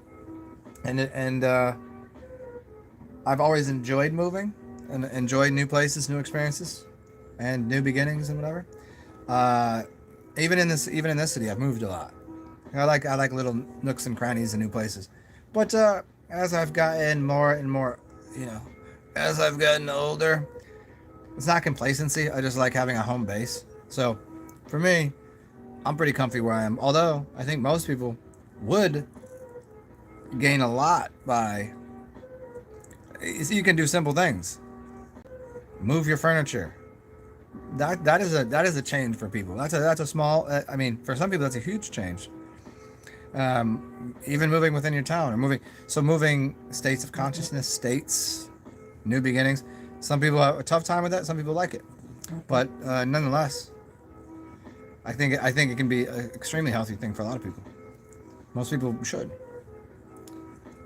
I mean, you can simple even new job, you make a new friend. You know all sorts of different ways you can, which is essentially getting out of the standard rigmarole of complacency within the same set of get up, have this coffee, do this, do this, do this, and this, and then do this and this and this and this, and then tomorrow we'll do that again. And people become very accustomed to that, and so they're comfortable in their customs. They're customary to, hey, it's like cheers. Everybody knows your name. You're gonna go into this restaurant at this time, and that's nice. But then sometimes you gotta switch it up.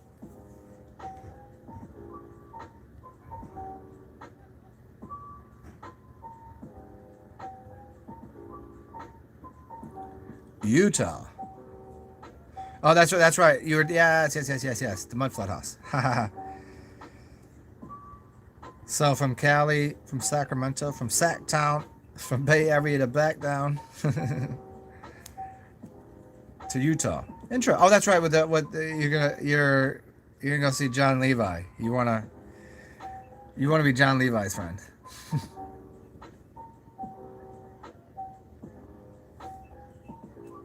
Yeah, that's a big thing too. Yeah. I mean, you trade relationships and how the relationships are from relationship with a human to relationship with the land. You're just swapping things, and yeah, that's cool.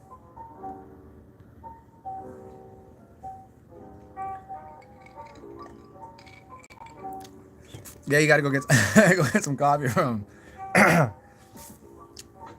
Yeah, let me know. Let me know when you go. You gotta tell him I said what's up. He'll be like, "Who the fuck are you talking about?" I'll come visit. I'll come say hi. I'm going to. I'm gonna. A lot of people in the past used to like, dude, you should do like a road. You should do a tour. You should go on a. Like, I'm like, yeah, I don't have a big enough audience for that. Because a lot of people are like, oh, why don't you do like a. Why don't you go do talk? Why don't you go do like a TED talk? Why don't you go do a state, an auditorium or something? Like, who's selling the tickets? Nobody knows who the fuck I am.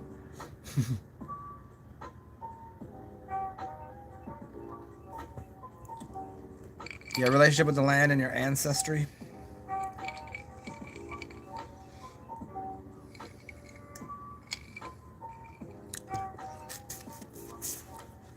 Yeah, I'm about that too, but I don't. Maybe it's just for me. I don't think this applies to everybody, and I don't think it applies to most people, in fact, that live in cityscapes or whatever. But I don't feel so much disconnected from ancestry or heritage or land. I don't see that. A house or apartment on the land isn't necessarily like. I can literally look out my window and go next door, and go into a cemetery, which to me is very connected to ancestry, heritage, and types of energy. So for me, I mean, it could be because the graveyard's there, but the building itself, there's lots of something here, and there's, I'm close enough to the park and everything, but I still, the idea of like the spiritual realm. People always talk about the spiritual realm. Maybe we'd talk about that real quick. Every human being is a spirit. So, is this not the spiritual realm? Of course it is. So the idea of going into, because I've lived in small towns, beaches, the forest, and it's nice, and the spirits of the plants and the spirits of everything, great. But humans also are spirits unto themselves, and the human interaction is part of this thing that I require and desire sometimes. Where being too far away, it's not, to me, it wouldn't be healthy. It wouldn't be a good enough, wouldn't be a balance to things. But I still maintain the, like, it doesn't matter where you're at, or it doesn't matter where you're from, it's where you're at. So, like, I bring my ancestry with me, I guess.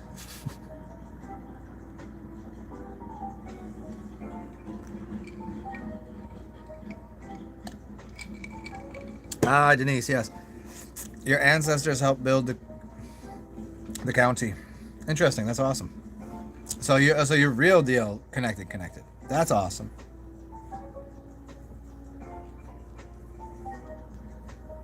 Yeah, maybe that's my being adopted and not knowing my history, not really knowing my ancestors or my heritage and who I'm related to, that I don't feel out of place anywhere, really. Not that I feel like at home completely anywhere, but I do feel very home in New Orleans. But I think there's a strength and convenience to that if I knew where I was from, if I was from Slovakia, Slovenia, if I was from Transylvania, if I was from Egypt, then I would probably have a stronger desire or need to go there. It's like the false notion that people have of going to the motherland and going to Africa to visit, where black people in this country, melanated people, who have been falsely assumed to be African American, which most of them are not, and they're like, I gotta go to the motherland, I gotta go to Africa, those are my people. Like, no, it's really not. It's a false.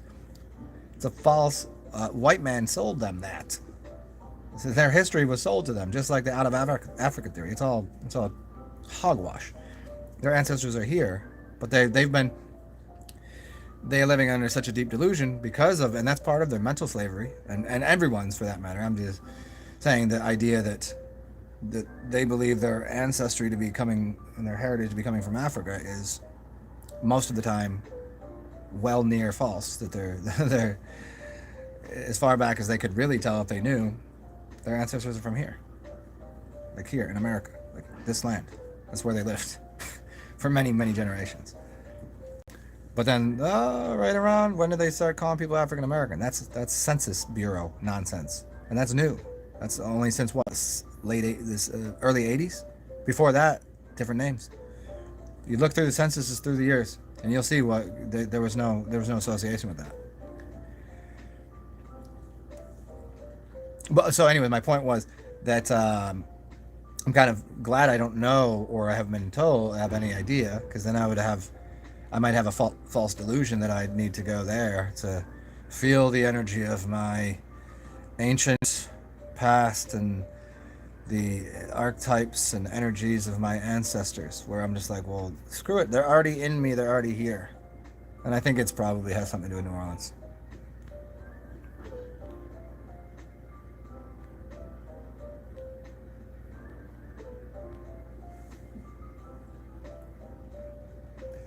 Oh, nice. Yeah, I don't know. See, because the people that bought me and raised me, I have no bond or connection whatsoever with these people. Like mentally, physically, I don't look like them in any way. I don't act like them. I'm not. Their mentality does not funnel through me at all. So like I like their influence on me was in a way which I'm like an advocate of avoiding people with that mentality. So and that's in a positive way, I guess. But so I don't really have an identifying like I don't know. People, if I see someone and they see me and I say, what do I look like? What do you think my history? What do you think? Where do you think I'm from? What do you think? If I were to take a DNA test and like, where are you from? Although I don't buy that, I don't believe that whatsoever, for a lot of reasons. But I get so many different answers, and it depends on how much suntan I have, if my hair's up or down, how scraggly I let this go. A lot of things that people have a different, like, oh, you're from here, here, here. Oh, you look like this. And then I tell people what I'm told. I'm told I'm from these certain countries, and I don't see it, and they don't really either.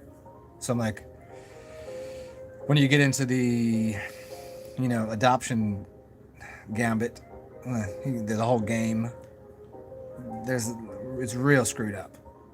Especially the farther back you go, adoption's really weird. And so, and all of they could just be making shit up. And even if it came directly from whoever birthed me, right, and said, oh, this was my folks, how do they know? Maybe they don't know. Maybe they were under false pretenses too. So I don't really know. Which is a type of freedom, I guess, right? Some people like the security of going, oh, here's my, my people are from Italy. Yeah, okay, how far back? You're not. How far back? What about before they were in Italy? Then what? Then what were they?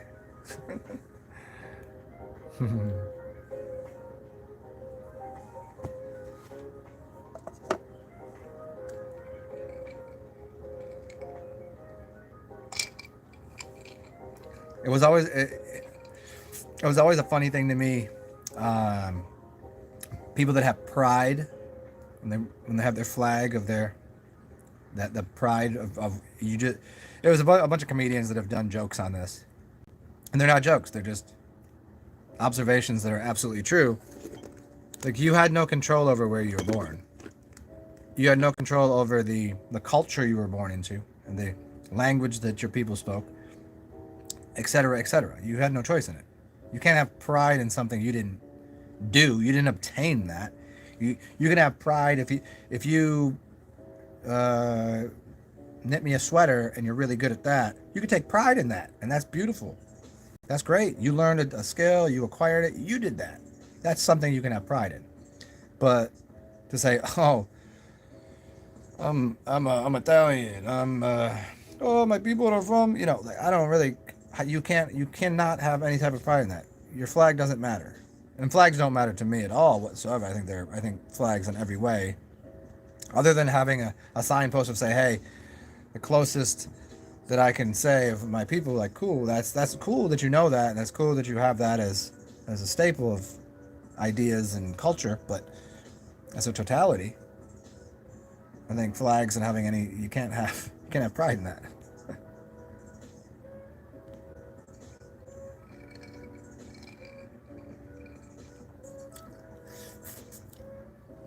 Denise, you're 40 and starting a family. Whoa. Like you're trying aggressively. Me, we got too many jokes there. You're trying to make baby. You have no baby? No babies? You're trying to make some? But you would adopt. Interesting.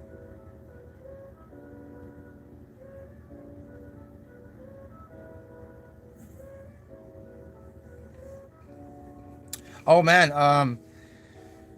that's I probably have very interesting views on the subject. Man, a lot of things that go into adoption. A lot of things go into, like, pro-choice, that kind of like, because they kind of bind together, obviously.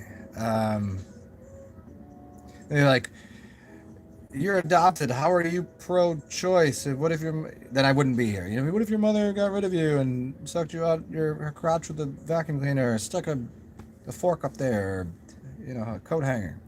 Then this thing wouldn't be here. My conscience would be somewhere. Don't worry about that. You don't need to, we don't need to get into all that.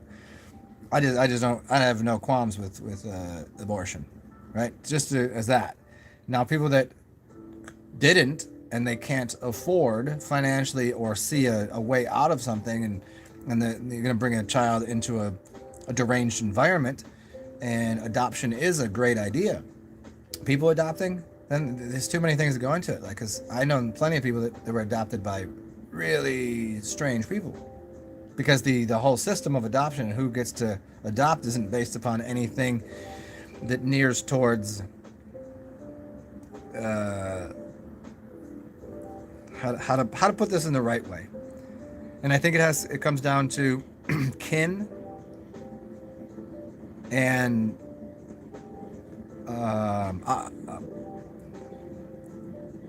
ownership and objects.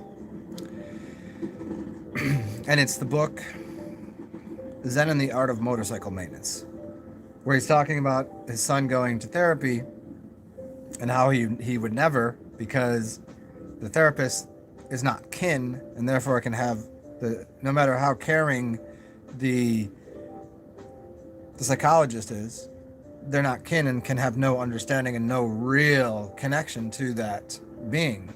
And so, in the sense of adopting, you look after the child in a different way. You can't say you'd love it the same. It's not possible. It's not saying loving and being loving, but it still didn't come out your womb and the whole thing. It's a different kind of responsibility, and what would be maybe the 4 types of love via C.S. Lewis, and that just to put out there as an idea. But obviously, if a child's in this world, to be adopted is a great thing. But what is the standards, and who's going to do it? And like for you, you seem like a cool person, I suppose. Better off then. I've known people that are adopted that are great people, that have great parents, and I know people that are adopted that their parents were. And then you could just equally say, well, I know people that came out the womb and their parents fucking suck, or I know people that have great parents. It's a coin flip, but there is an absolute differentiation between people that. Here's what they always tell you. Well, if you're adopted, then it means somebody chose you. No, they didn't. They chose a vessel to influence. That's what they chose. Most people. It's just like when they have a baby. There's no difference if it comes out the womb or bought off the market. Except for if you grow your own fruit from a tree, that's going to taste and be different, and you're gonna respect that fruit differently. If you buy your first car, and it's yours and you bought it, you're gonna treat it differently than if your dad gave you a used car. That if you got fruit and vegetable from the grocery store, there's a big difference, and I see that as a difference. However, if I have to be to go a little further, people that cannot have babies due to the sperm isn't working, the egg isn't working, something's not happening, then that's nature telling people you shouldn't procreate. It's just a natural law of circumstance that these things do not energetically function together, and if a baby doesn't come out, then you shouldn't have a baby, and you should never go the route of going to the scientists and like, hey, put the semen in a jar and go through that and find the one good semen and look at my eggs and make sure that's the right one. Like, that's insane. Does it mean you shouldn't be a godmother or adopt? No, I don't think, but who knows? Yeah, but then there is also if a dog, you save a dog's life and it walks up to you and follows you around, that's your dog. You know what I'm saying? People that always like, oh, I just found this dog on the side of the road, or I found this and it's mine. You save a life, it's your life, right? And in the sense of adoption, like, it's better that you do than somebody else, right? It's a very slippery, weird slope. It's strange. I don't think there's a correct answer. I have my general feeling of natural order of things, and I mean, okay, here's a simple one. Okay, if giving birth, mother dies at birth, where does the baby go? Now, what if that mother has no family? What if the family sucks? Then it seems like adoption is the right way, right? Many, many different things go into it. I think if how you couldn't, and adoption was the thing, I think you would know. I think you would. I think it would. I think it wouldn't be a challenge for a child to come into your life. I think that would be. And for real, I think adoption looks a little different when a child is older.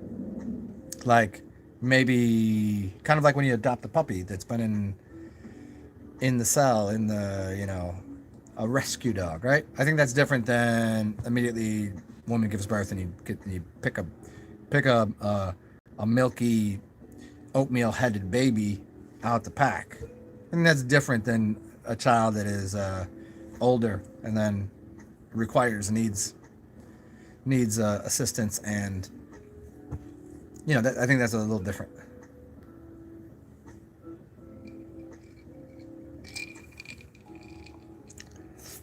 Oh no, I'm I'm all for using science. You can look at the baby and say, okay, this baby's going to come out and has 3 legs and its head is deformed. No one that's a reasonable, loving, rational, loving, caring person can say, yeah, we can see, we're using X-ray, we can see, and this thing is not half its brain's eaten away, and like, oh, let it be born. No, no, no, no, no, no. You get rid of that thing. So I'm for science in that way, and I'm also for science in the sense that if there's things that we can do prior to birth, like eating right and being healthy, that might maybe affect the next seed that comes out. I don't see the need to scientifically influence in the way that these what are these people called that are trying to perfect the human genome and the babies that coming out so they're all looking exactly the same. I don't see that as a good idea.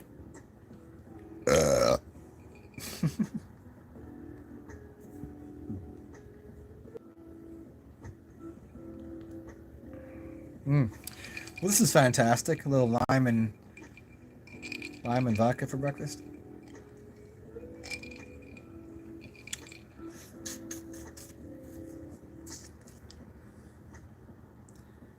Yeah, well, let me go a little further on this natural law and organic principle of things and scientific influence, meaning man's hands doing something. Obviously, there are some tools and technologies and science that we've used that positively impact the state of the human condition, including childbirth and things. However, there seems to be a mighty big gray area in there, and an area that just seems like we've kind of dropped the ball on. Like, let's see here.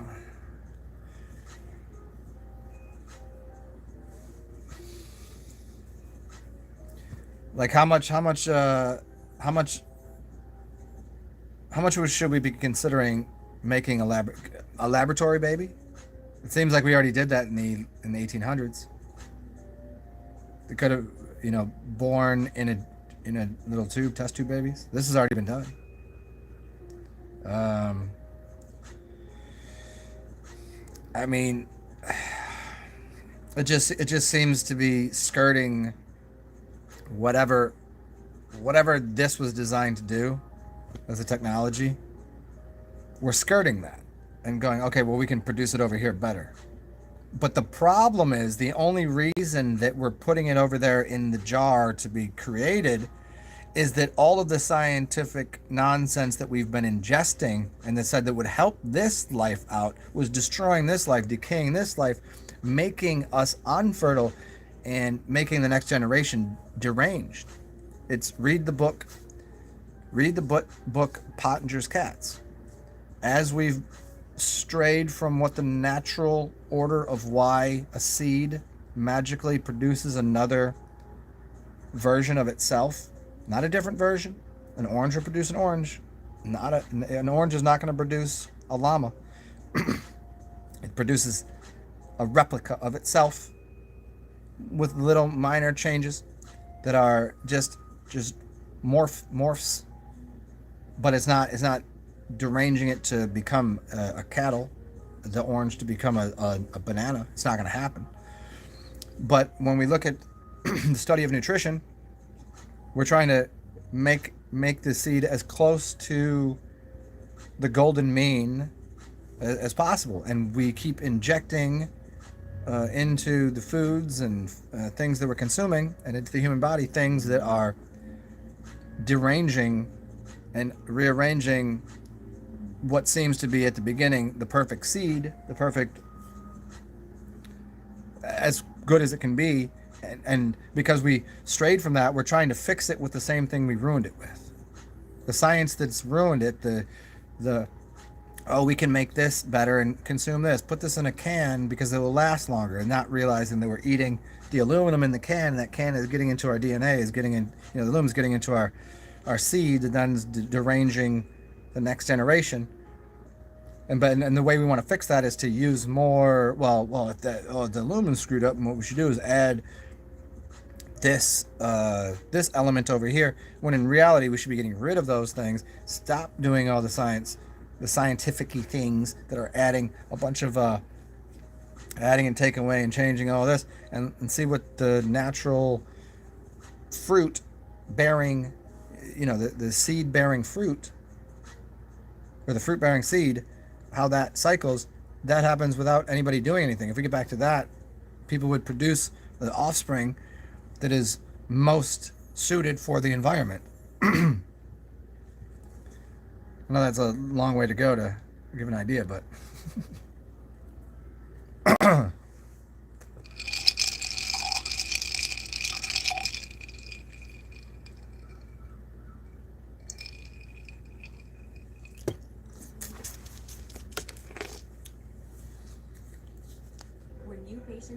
oh my God, Becky.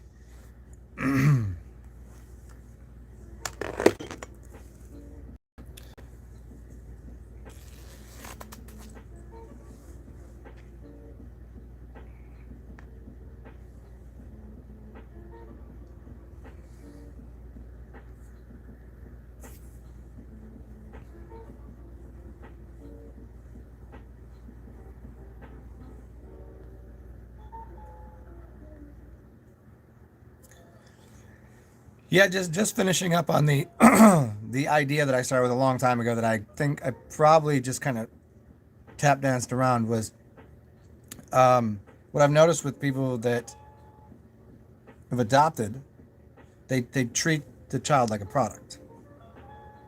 I was treated like a product, as far as I can tell. I don't, the idea of like what I think loving is and what caring and all of that, what that means, I didn't see that in the way that I think it is, that I've seen it happen and how people are in their general relationships and with their families. I didn't see it like that. I seen it as, well, I got to take care of this thing because that's my responsibility. The child isn't a responsibility. It's your offspring. That is your thing. That's like the next generation of humanity. That's you. Where somebody buys a cheeseburger, if somebody buys a car, that's the responsibility that they bought that. That's a product. That's what I see most people that adopt. They see the child as a product and a responsibility. Hey, what's up, Yummo, weird robot-y thing? It is strange. Maybe one of these days somebody can take all of these uh, all these different channels that have the bots that come through that type in the weird things and type those in. See, maybe there's a key code for a lottery. Maybe you'll win a lot of money.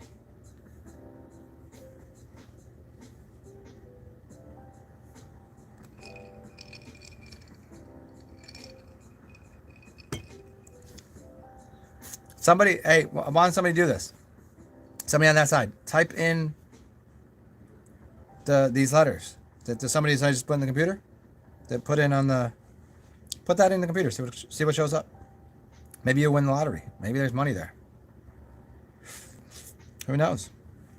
You don't know. You don't know till you try, huh?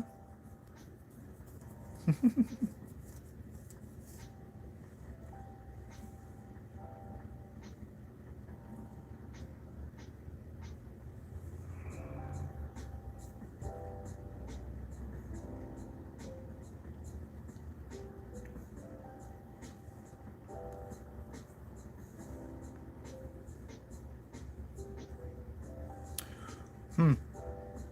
Well, let's say, okay, as we're talking about reproduction and things.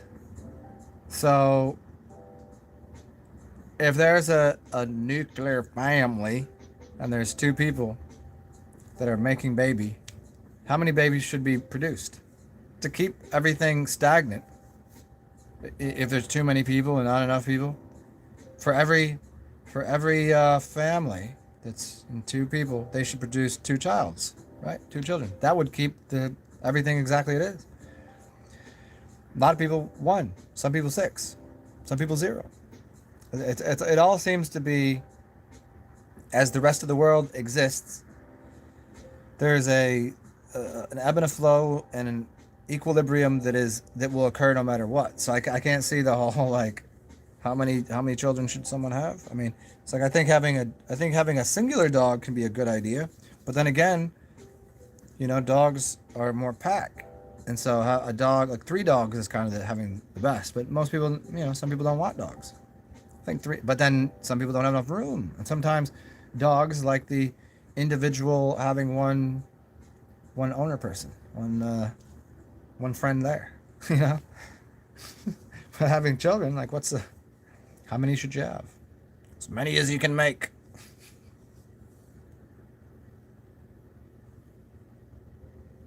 Denise, you said you're afraid to type it and see what you'll get. I think that if it was anything really, really effed up, it would have already been like on Reddit or Instagram or any of the other things. Like, hey, if there's a bot, don't do it.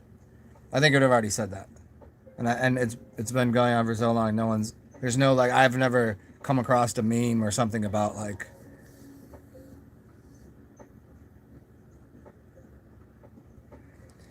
You're the youngest of seven. Yeah, for me that's cool. Like the idea of that is cool. I like the idea of a big family, but how? Like I get it if you already are on a homestead in a family that is the only thing you really need to do is if you have a big enough piece of land, you just need to have enough food. That's it. Then everything else, you're gonna learn. You're gonna build, and they'll learn how to build, and it becomes you're building a larger house. They're learning to like that. I can understand, but as society deems like the only people that are going to when people have more than one kid, I'm like, how do you even afford that? Because it is a financial obligation and responsibility for 95% of the world. The only people that are skirting that financial obligation are people that already have a house, land, property, and growing their own food and having that as a stable thing. Only then is it a reasonable idea to keep popping babies out. But the majority of people that's having more than one or two is an obscenely complex thing, because now all of a sudden, unless the man is making enough money and the mother is doing the mother thing, no, she's probably out doing her damn thing too. She's got a job, and the father's got a job, and then they got to hire people or send them off to school, and there's a whole complex issue. And then they're not even raised by the parents, and there's no familia. They're not familiar with anything. Ah, it's scams. Oh, you got scammed, dude. You got scammed so hard. Boom. Well, that's out the way. I don't I don't know why there's so many on there. They'd be like 10 on a broadcast, and like, what do they think? What is? Everybody's gonna type it in and just keep going, and like, oh, let's keep getting. How many? Do you need my credit card number? Do you need all the? You need all the info? It's so weird. So weird, bro. Gotta find some more music. Hold on.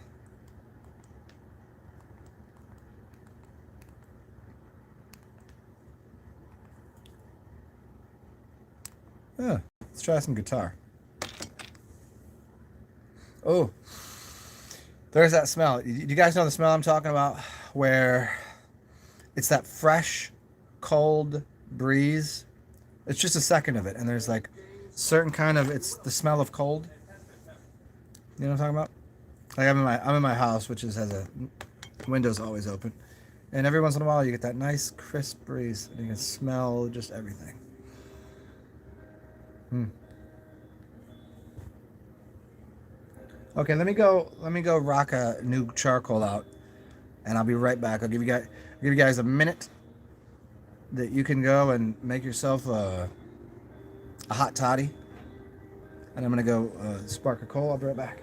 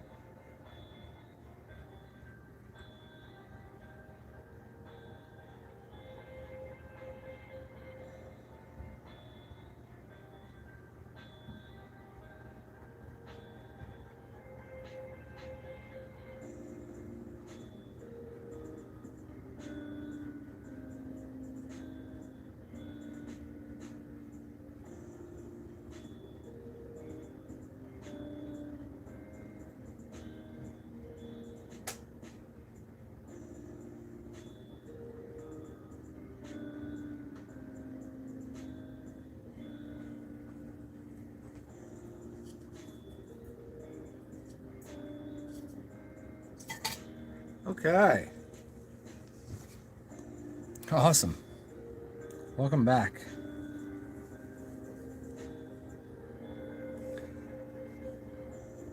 Scammy Pam.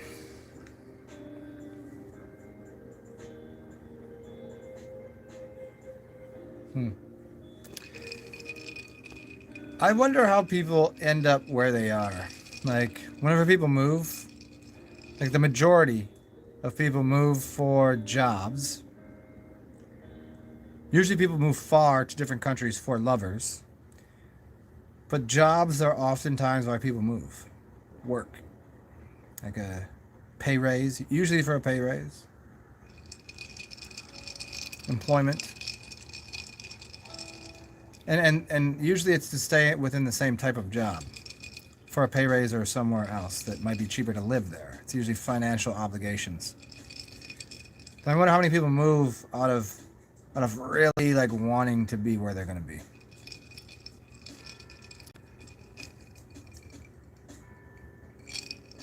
I know many people to move because it was financially dictated or job dictated. Finances, or again the job meaning something they maybe don't even like doing. I can say if they like doing it, if you loved cooking and you want to be a chef, it might make sense for you to open up a restaurant in a bigger city, right? Make more money and maybe that might make sense. But most people, when they move, they go somewhere. It's hardly ever out of a desire. It's like that's where I want to be. It's like when I was talking with somebody a couple days ago about when people go somewhere, like are they getting away from something, or are they going? And then I was like, well, people say that all the time. What are you getting away from? Like, no, that's that's not everything. Some people are going to something. Some people want to go somewhere because that's their destination. That's what they want. They're not getting, like, for instance, I left Baltimore for two reasons. One, I didn't want to be at the cold, so I was getting away from the cold. And two, because I wanted to be where it's warm. So one was like, hey, you win. You get away from what you don't want. And you get to do what you want. I wanted to be where the food was good and the people were awesome and the music is outside and the warm weather. I wanted all that, so I'm going to that. I also didn't like cold weather. It wasn't like I wasn't trading.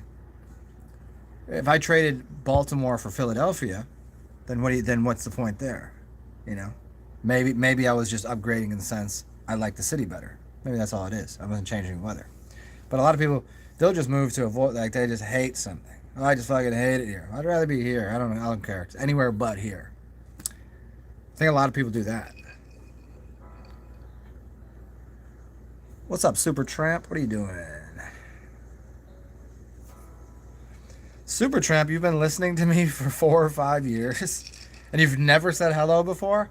I love that, and I also it's so astounding to me because I know there's plenty of people that I listen to that I've never made it aware that I listen to them. But my channel, I think, is small enough where it's always like, to me, I'm like, why don't people just say hi? Like, hey, how you doing, Zen? 4 or 5 years. You know me from my bigger channel, right? That's crazy. How are you? Who are you? Who are you? Where are you from? Are you from Maine too? Are you a dude? Or are you a chick? Are you old? Or are you young? Are you I would assume it's Super Tramp. I think you're 30 years old. You're a dude. You're white, and your job, for a living, you work in HVAC. Did I get any of this right? HVAC. 30 years old. You live in the Northeast. White. Am I close on any of this? 56. So, okay, that's cool. I always find that interesting too when there are elder statesmen, people that are a little older than me, listen to me. And usually my best friends in the world are either younger or older. Nobody my age fucks with me at all. The people that are in their early 40s. I only have a couple friends in their 40s. I mean, recently. Oddly enough, as I say this, recently I've met my two good friends that I know in the building. They're one's 36, one's 41. But no, normally the people I get along with, I think it's because of mentally, because I'm on the mental level of a child, being playful and goofy, and then mental level of like old soul and I know something. So was I right about your line of employment? And I was going with Super Tramp. And I guess I could have went with older than 30. Because I guess if you're 30, you probably don't even know Supertramp, huh? I should have used that as contextual clue, huh?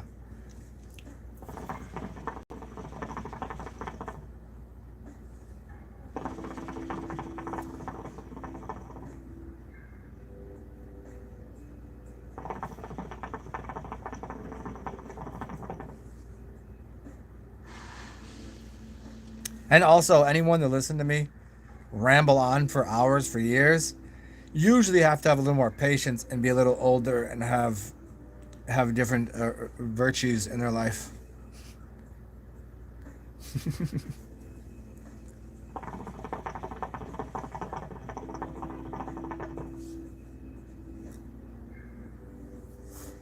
Not too many people in their early 20s going to be really having. Although there's a lot of people on here that I know come and check out my shit in their 20s, but lot they don't have time to sit around me bullshitting for hours at a time about shit that has no bearing whatsoever on their life, as they would suspect, but would be very, very wrong. Hmm. And where you are, you up in Maine? Is that where you are? So it's like, what do you like? It's like 10:30, 10:30 in the a.m. No, it's 11 o'clock.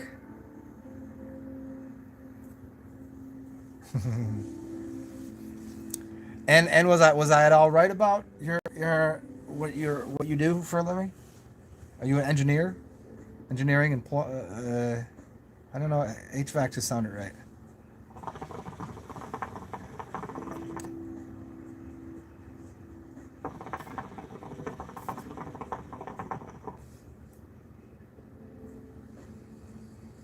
Hmm.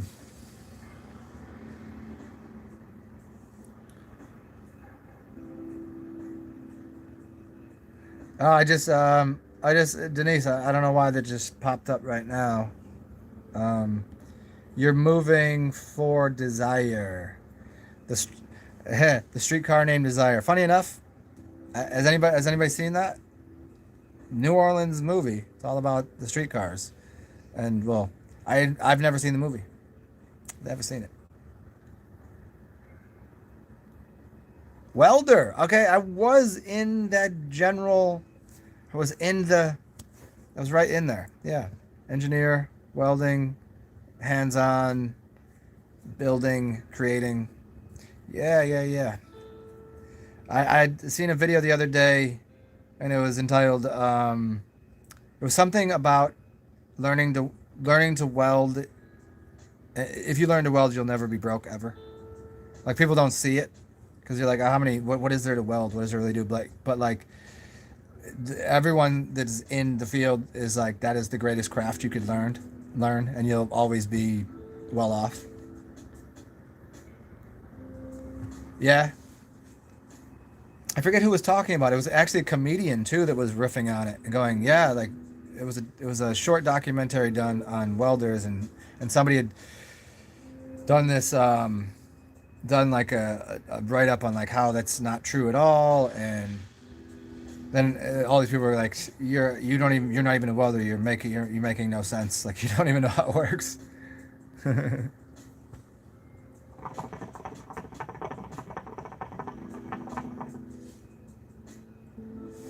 And welding to me, it feels like the art the kitsugi. Is this what it's called? Kitsugi.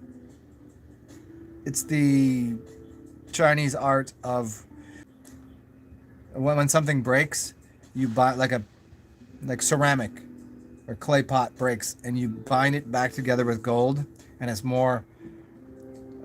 worth more than it was originally.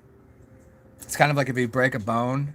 Well, in their thought is like if you can if you can fix a broken thing, it's like fixing the broken wing of a bird's broken wing, and they bind it with gold. And in the sense of if you break a bone, when it heals, it's stronger.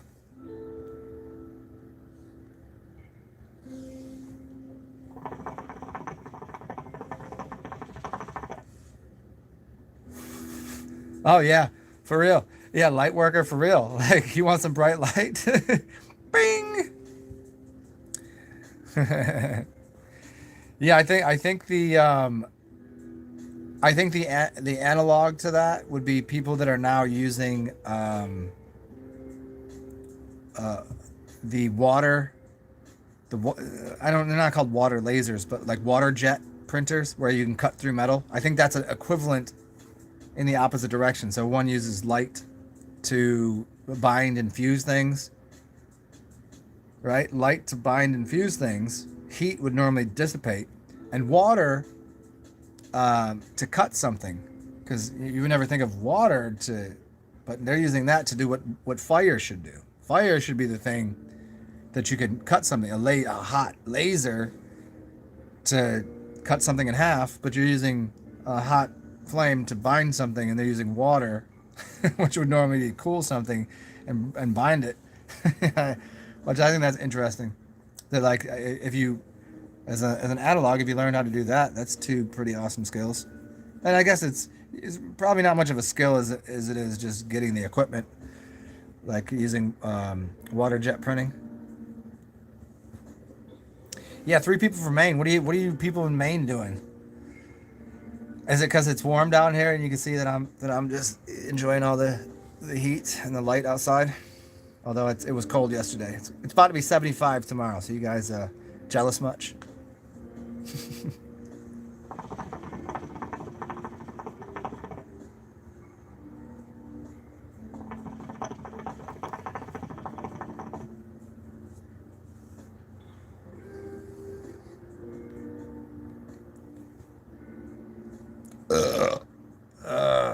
Oh God, yeah.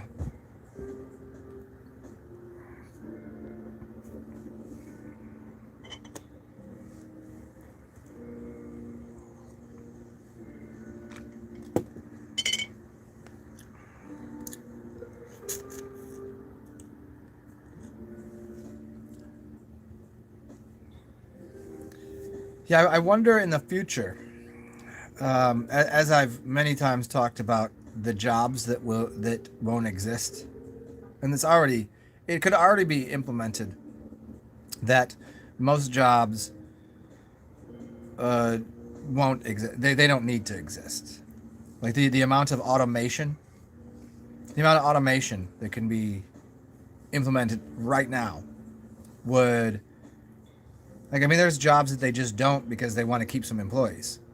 Plenty of things, factory work, how, automated designing and building automobiles, right? And now you go to a grocery store and you got one person for 4 checkout lines. So they got 3 people are not employed anymore. And everything that can be automated through tools and technology, what jobs will be left for humans that to do? And my as far as I can see, it seems like the arts, service, and repair seem to be those are the only industries really. The arts, service of like a restaurant, a bartender, even though they're trying to replace those, I think it's silly because people want that human interaction. And repair of things, we want somebody looking over and doing something, and you can't really have a robot that's gonna go through and how does this act, how do these things snap? How do we put these together? You need a human to consider this. So there'll be those are the really only jobs that'll be left in the future.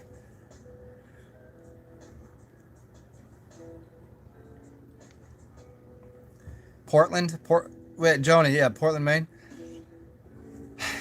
Man, I in a lot of ways I'm just really, I'm homebody. I'm at home. Like I did so much traveling earlier in life, and I don't like the cold. I get you. I mean, perhaps, but a financially, I ain't really got it like that right now to travel, to even go somewhere. So that's a big, that gets in the way of traveling, and I've seen a lot of places, and I mean, there's enough people I know up in the Northeast that I would go back up there again. I'm sure, but like, hmm, Portland, Maine. Oh, Portland, or I maybe do all the port cities: Portland, Oregon, Portland, Maine, and go actually cities that have ports. Ah, many breweries. Yeah, I was reading an article a couple days ago on where are there more breweries and who consumes the most alcohol. What state consumes the most alcohol?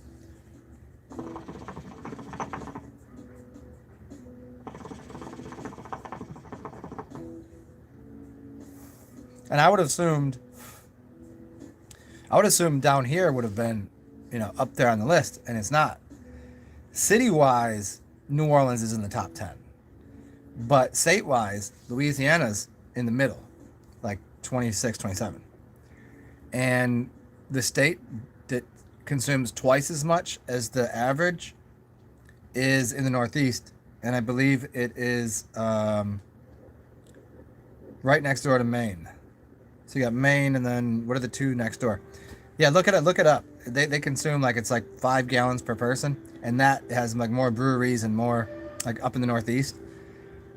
And I guess because it's cold, people are consuming per capita lower, less people, colder.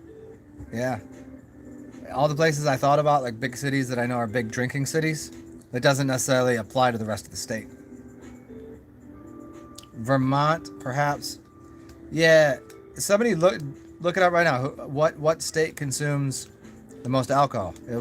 It'll show you a map of it, and it goes from like 1.5 gallons to 5 gallons, and about 2.5 gallons is the average per individual.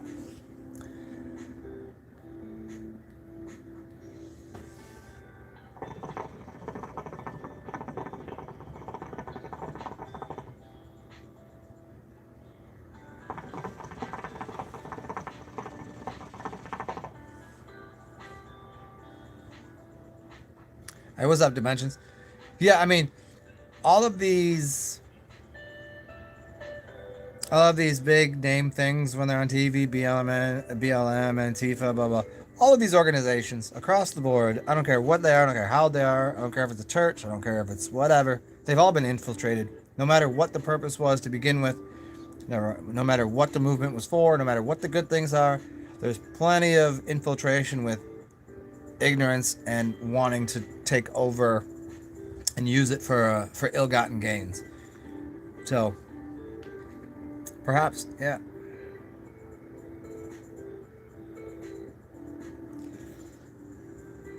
Yeah. New Hampshire. Yeah, live. I think the motto for New Orleans is live drunk or die.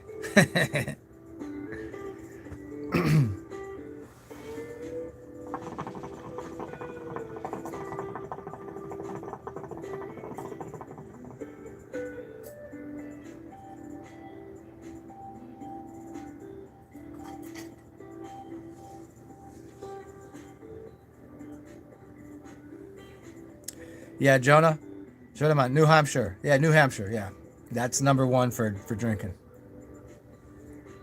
I guess then, yeah, live drunk or die. Guess it's not gonna be New Orleans. It'll be New Hampshire.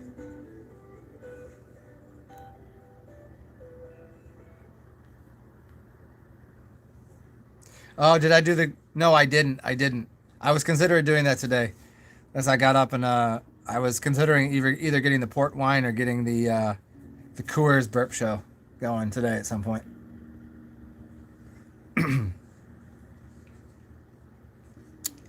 Yeah, that is the number one state. Although I don't know that state is the correct way to look up where the drunkards and the partying happens. I think you got to look up city wise that way if you really want to know, because there's some places that are bigger states that have like 3 major cities that are like off the charts with the drinking, but then the rest of the state is maybe dry county or whatever.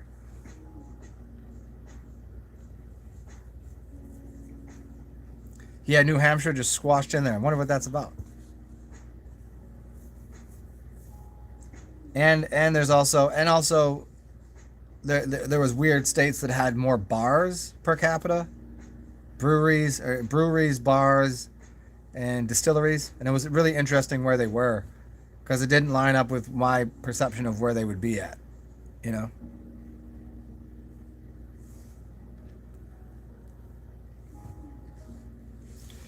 Although I can see why cold states would have higher amounts of beer ingestion. Ingestion. It's cold. What are you gonna do? You're inside. Have you know? But then, what isn't taken into consideration is how many people are home brewing. That's got to be that's how do you can't really qualify that unless you're taking into consideration how many home brewery stores there are, and because you don't know, like, beer consumption might be bigger in other places, but people are just doing it themselves, because that doesn't really count into alcohol sales.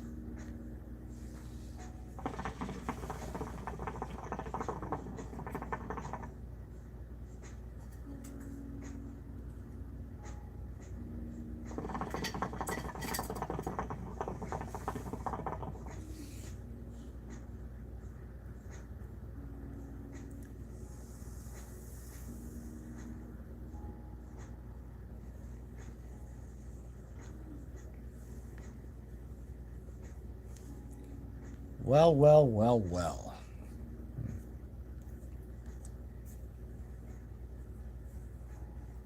What else? What else? Hello, welcome to all of the people here. According to my side, there's 10 people, and a very scarce ratio to thumbs up, because there's been well more than 10 people this entire time. Only 4 thumbs up. Oh, what a blow to the giant ego that I have. You guys can't even figure out how to use the thumbs up button. Terrible, terrible, terrible. Shisha, yes. Yeah, because somebody bought me some yesterday, so I figured I'd get up and have a coffee and a beverage and a smoke, maybe a pancake, a smoke and a bong and a blintz.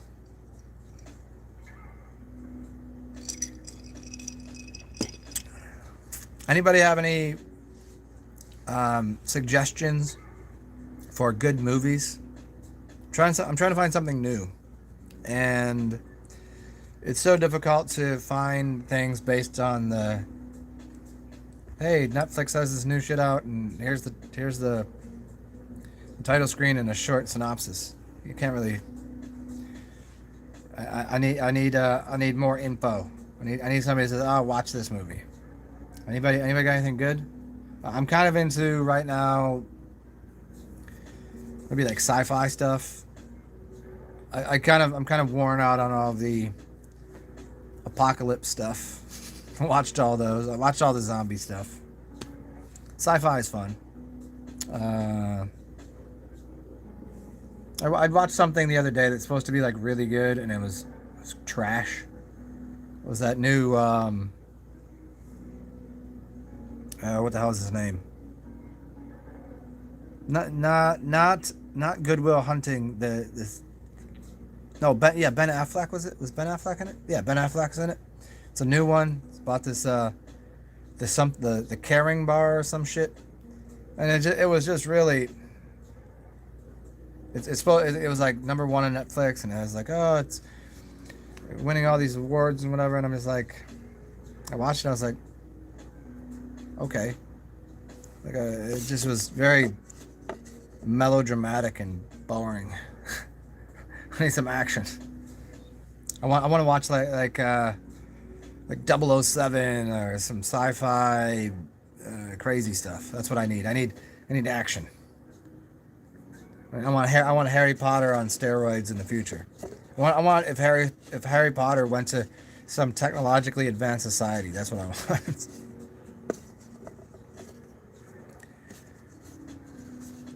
How about like like Harry Potter meets Tron?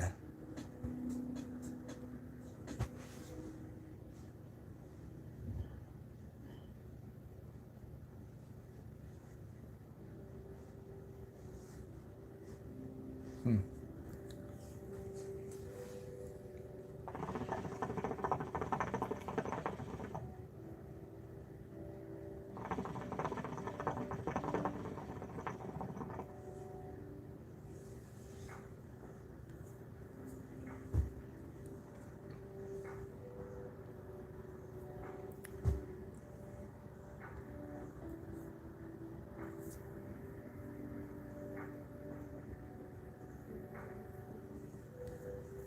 Well, check it out, everybody.